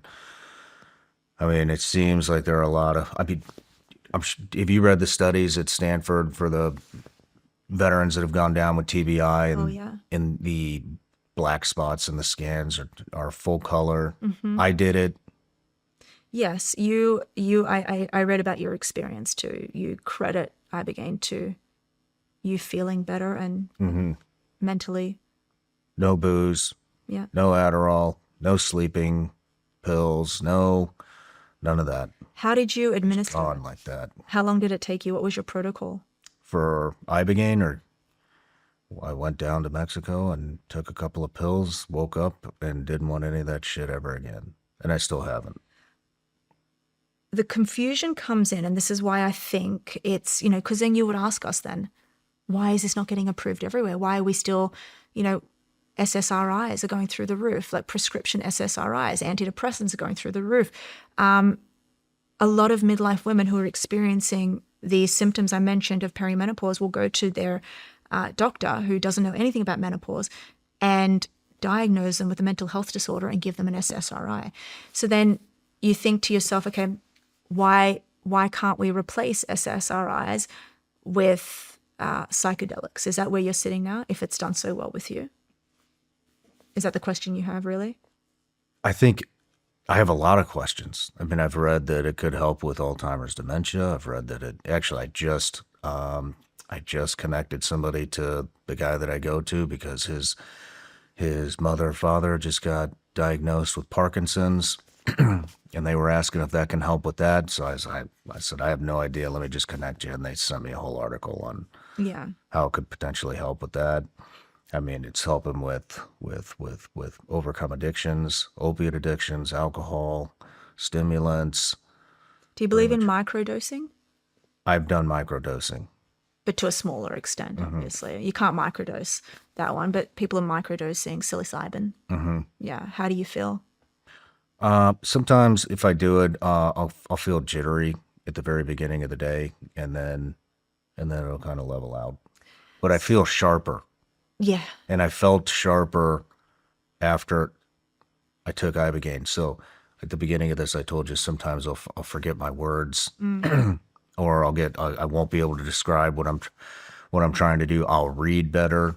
And I noticed all these things that like right after I did it, I was like, I'm not forgetting my keys. I'm not forgetting words. I'm not really forgetting anything. I'm reading faster and better than I normally do. My concern with this, and by the way, I'm so happy that you were able to get out of the state that you were in, because that's so scary to be in. And the fact that you, through this therapy, which all you did was take some pills, you said. Mm-hmm. You didn't go through an actual like experience. Oh no, I didn't. That's what I mean. It was the whole Yes. thing. That exists because what I believe is happening at a mechanistic level. One thing is, it's actually helping produce more BDNF. What is that? BDNF, the one that I said in the mice studies from exercise. Okay. Massive bolus. Yep. Every time you exercise and you're running, you're producing all this BDNF, right? Brain-derived neurotrophic factor. So it's a neurotropin. So it basically helps the brain in many ways. BDNF is like fertilizer, they call it in neuroscience, fertilizer for the brain. My problem is, and I'm not deep into psychedelic research, but what I've heard and read, and I was talking to a surgeon about this a few days ago who did the experience. He said it enhances whatever state you're in when you're doing it. So what I'm scared about when people do this is, could they induce psychosis in that moment? Could they induce schizophrenia? Could they induce paranoia? I'm not sure. I don't know if you've heard about anything like that. If they could induce a mental state that they don't want to be in, and could that mental state last a long time? You mean well after the experience? Yeah. I've not heard that from anybody. So the thing is, what you're doing is you're enhancing the neural patterns, right? And this is why the experience matters. You're not going to just go to Central Park and pop these pills, right? Mm-mm. I don't know what your experience is that you went through, right? But I do know that you do need to go through an actual guided psychedelic experience rather than just doing it by yourself, which is actually what poses the risk with the psilocybin usage. Like, I think people are doing that unguided. I don't think it's I don't think it's unsafe, but I think don't do it recreationally, do it in a proper manner. Mm-hmm. How do you explain the black spots in the brain? Well, what sort of spots were they? TBIs. Were they white matter hyperintensities? I don't know. I don't speak that language. If they had an MRI scan, then it would have been the increased production of BDNF, creating and recovering the neural patterns that were lost during whatever trauma that you went through. Remember that the mathematical equation from Warren McCulloch says a neuron fires or it doesn't. In order for a neuron to fire, it needs a lot of energy and it needs a lot of help from nearby neurons. So when it fires and it creates another neural pattern with another one, you can do that synchronously with the help of BDNF. So if we produce, let's just say 200% BDNF when we 100% on top of your resting state when we're running, I would dare say that the psychedelic experience is doing it by tenfold. So are you excited about psychedelic? Oh, I'm very excited about it. You are? Yeah. I'm excited about it for the treatment. I know that Dr. Dave Rabin, he's a psychiatrist. He's doing it out of California, doing a lot of the studies on psychedelics to help with major depression. I think anybody in that stage, if we can do anything outside of pharmaceuticals, we're seeing that pharmaceutical interventions yes, SSRIs are necessary if somebody is suicidal, of course, but if we can get a better non-pharmacological way, then I'm so excited about it. I mean, look, we've even seen Charles Raison, believe he's a neurologist. I interviewed him. He's working on people with major depression, and he's seeing if he can replace an SSRI with sauna therapy, and he did. With sauna therapy? Yeah, he got these patients, right, and he basically split them up into two groups. Okay. And he put one group, he gave them all, he put one group into the sauna therapy and gave them a sugar tablet. So not an SSRI. They didn't know that because it was an RCT, randomized control trial. They thought they were still taking the SSRI. He subjected them to really, really hot saunas, I think around 200 degrees or something like that, 7 days a week. And he did this for a period of time. And he found that over the the course of a few months, he was able to replace, they felt good. There was no suicidal ideation. All of their depressive-like symptoms eliminated just because of the heat. So they found out that the heat shock proteins are actually having a natural therapeutic effect that can mimic the SSRIs. So when I found that out, I thought that that was so interesting. So he could actually eliminate the SSRIs from these patients. But obviously, you're not going to be doing sauna therapies, 7 days a week at this extreme heat. And I think it was like 8 hours a day as well. It was a long period of time. But there is a mechanism there. So that's what got me excited about the potential mechanism of psychedelics. Do you think that there are any possibilities that it could be some type of a cure for or deterrent for Alzheimer's, dementia? Yes, I think not a cure. I think it could be a therapeutic agent. I don't think there is no elixir. There is no cure. There is no cure for Alzheimer's disease. What you're basically saying is if we have a head full of amyloid and we've lost our cognitive functions, we don't know who we are, could we take a pill? I guess I meant more of a preventative. Preventative is a different story. I think eventually we'll have a cocktail of therapies that can be your prevention bucket for saving you from Alzheimer's disease. It may even be, can we inject lactate into our brains or into our, peripherally, which can go up to the blood-brain barrier? Could we do that? Could it be I do think psychedelics will fall under that bucket, mainly because if we can solve for the depression problem, that's another risk factor. If we can solve for that, then we've eliminated a risk factor. Just like GLP-1s. If we eliminate obesity, then instead of having 14 modifiable risk factors, we go down to 13. Do people that have psychedelic experiences or therapy, do they have less,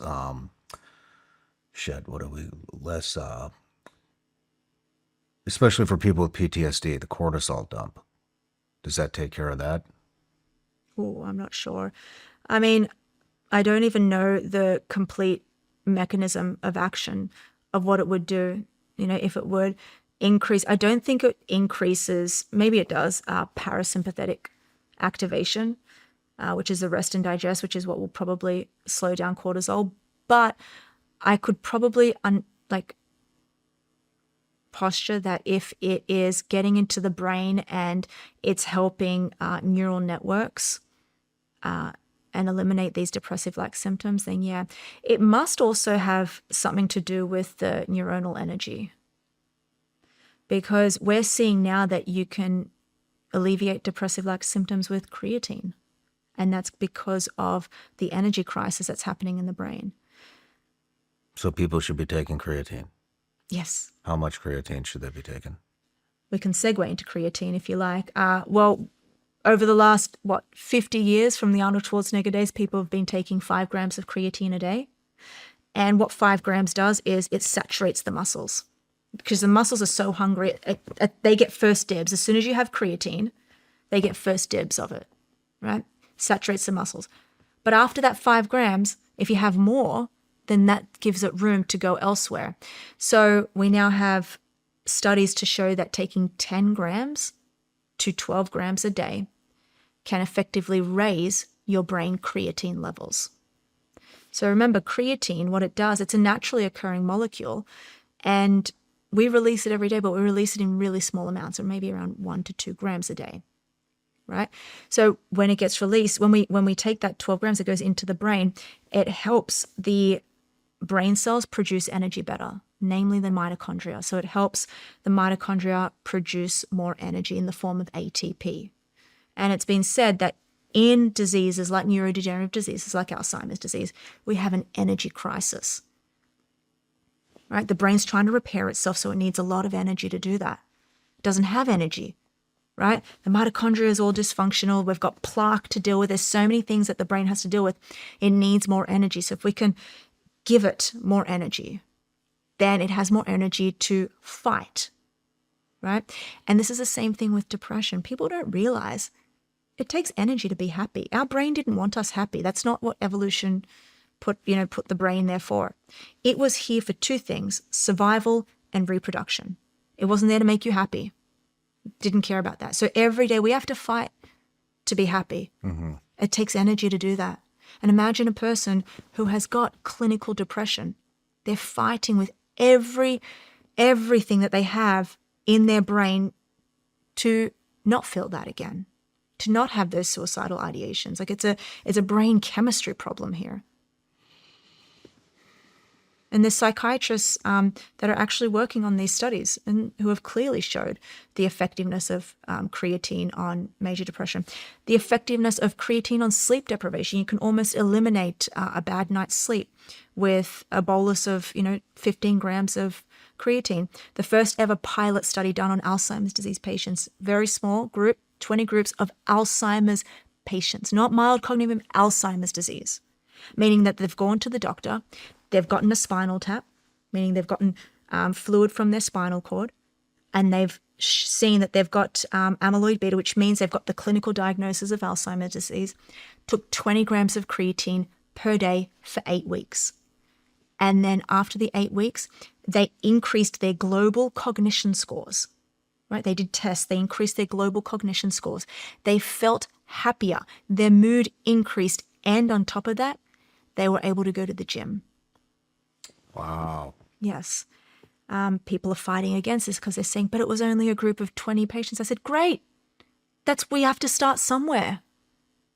And if you're going to get at that end stage, you're going to get somebody to increase their cognitive scores and go to the gym and feel better, why wouldn't you do it? But the reason why it needs 20 grams is because the barrier on your brain, it's called the blood-brain barrier, it becomes dysfunctional. That's what allows drugs to get into your brain and other drugs to not pass the brain. And this can get into the brain, okay? Creatine can cross the blood-brain barrier, but it takes a lot for it to get past the bouncer. That's why it takes a lot of grams of it per day. Okay. Interesting. Creatine. I'm rabbit hole here. What do you think of Neuralink? I mean, it sounds exciting. They've done the first one, haven't they?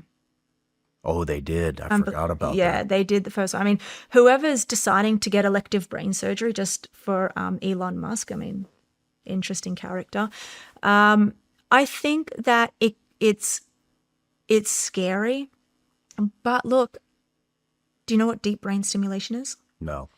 That's when we can go into the brain. We literally drop electrodes into the brain, just like if you were to have a pacemaker, and we can stimulate different parts of the brain to do certain things. And a lot of neurosurgeons are doing it right now, and it's phenomenal. I've been in surgery where they've done that. And it's helping in patients with Parkinson's disease, so where you have tremors. So when patients, that you can stop the tremor by doing deep brain stimulation. So this shows it's just so hard to do. Like, it's so hard to do, to stimulate. Like, the brain is like, it's so intricate. Like, when you see it, like the way it is, to stimulate a certain part of the brain to stop doing a certain thing or stop producing its actions, it's very hard to get to. But I think it's phenomenal.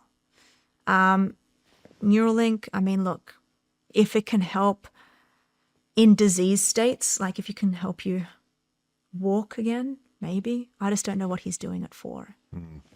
Would it be possible to project an entire false reality into somebody's head with that?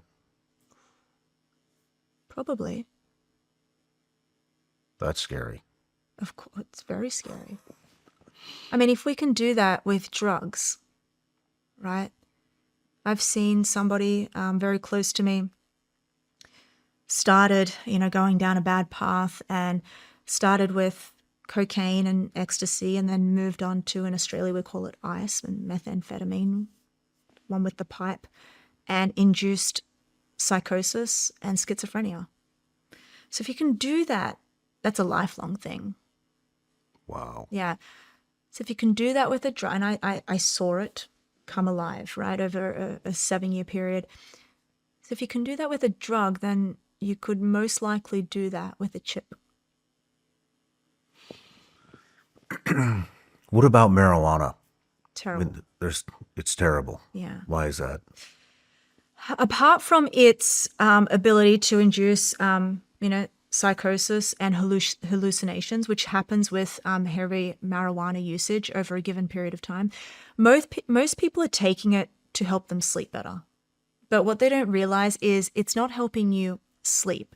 It's pretty much sedating you, right? And so you're not getting into the deep sleep and the REM sleep that we need. You're pretty much just sedating yourself. And it's highly addictive, and it's not doing anybody any good. There is a part of the THC plant, which is the other one. Let's see, now I need my creatine.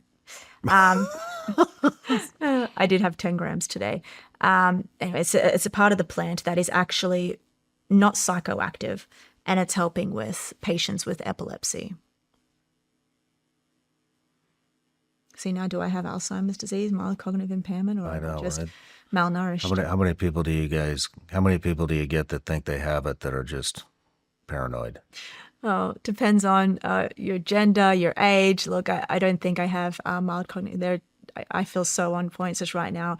I can't get that CBD oil. Oh, CBD. Yes.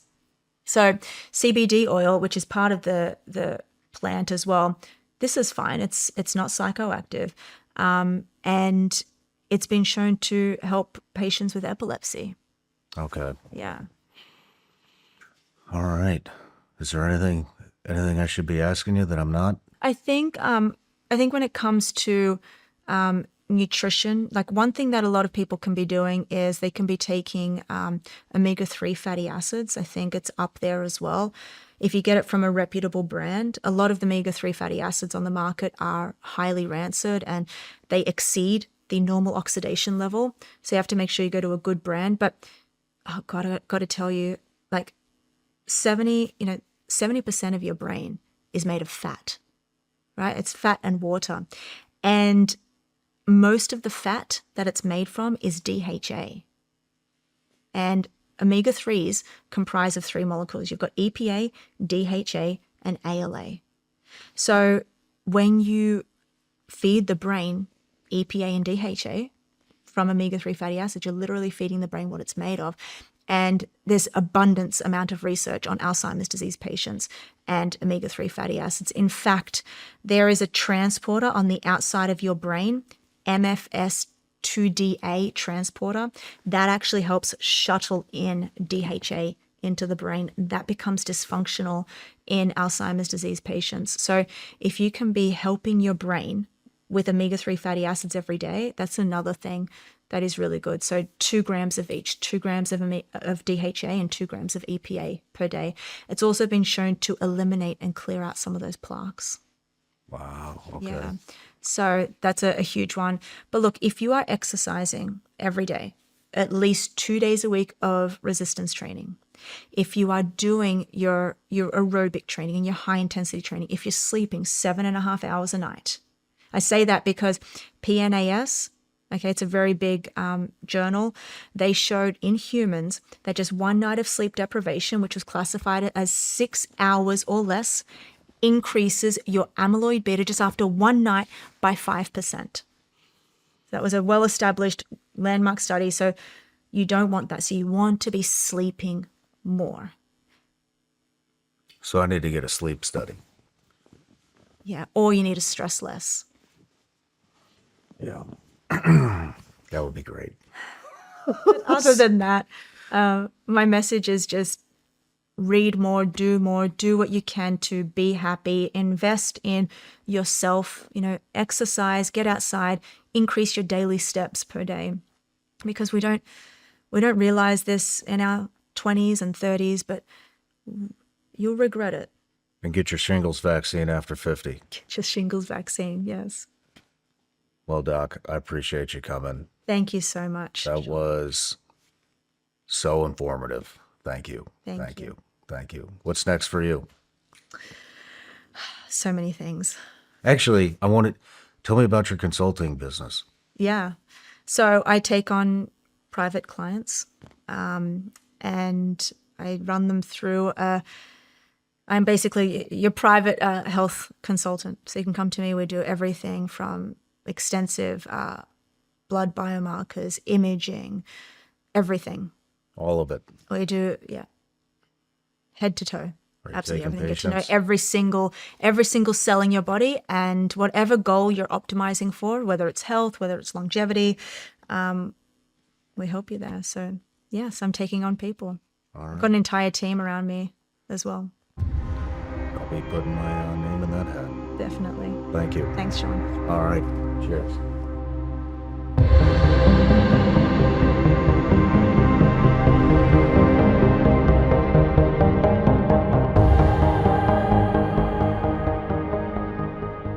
No matter where you're watching the Shawn Ryan Show from, if you get anything out of this at all, anything, please like, comment, and subscribe. And most importantly, share this everywhere you possibly can. And if you're feeling extra generous, head to Apple Podcasts and Spotify and leave us a review.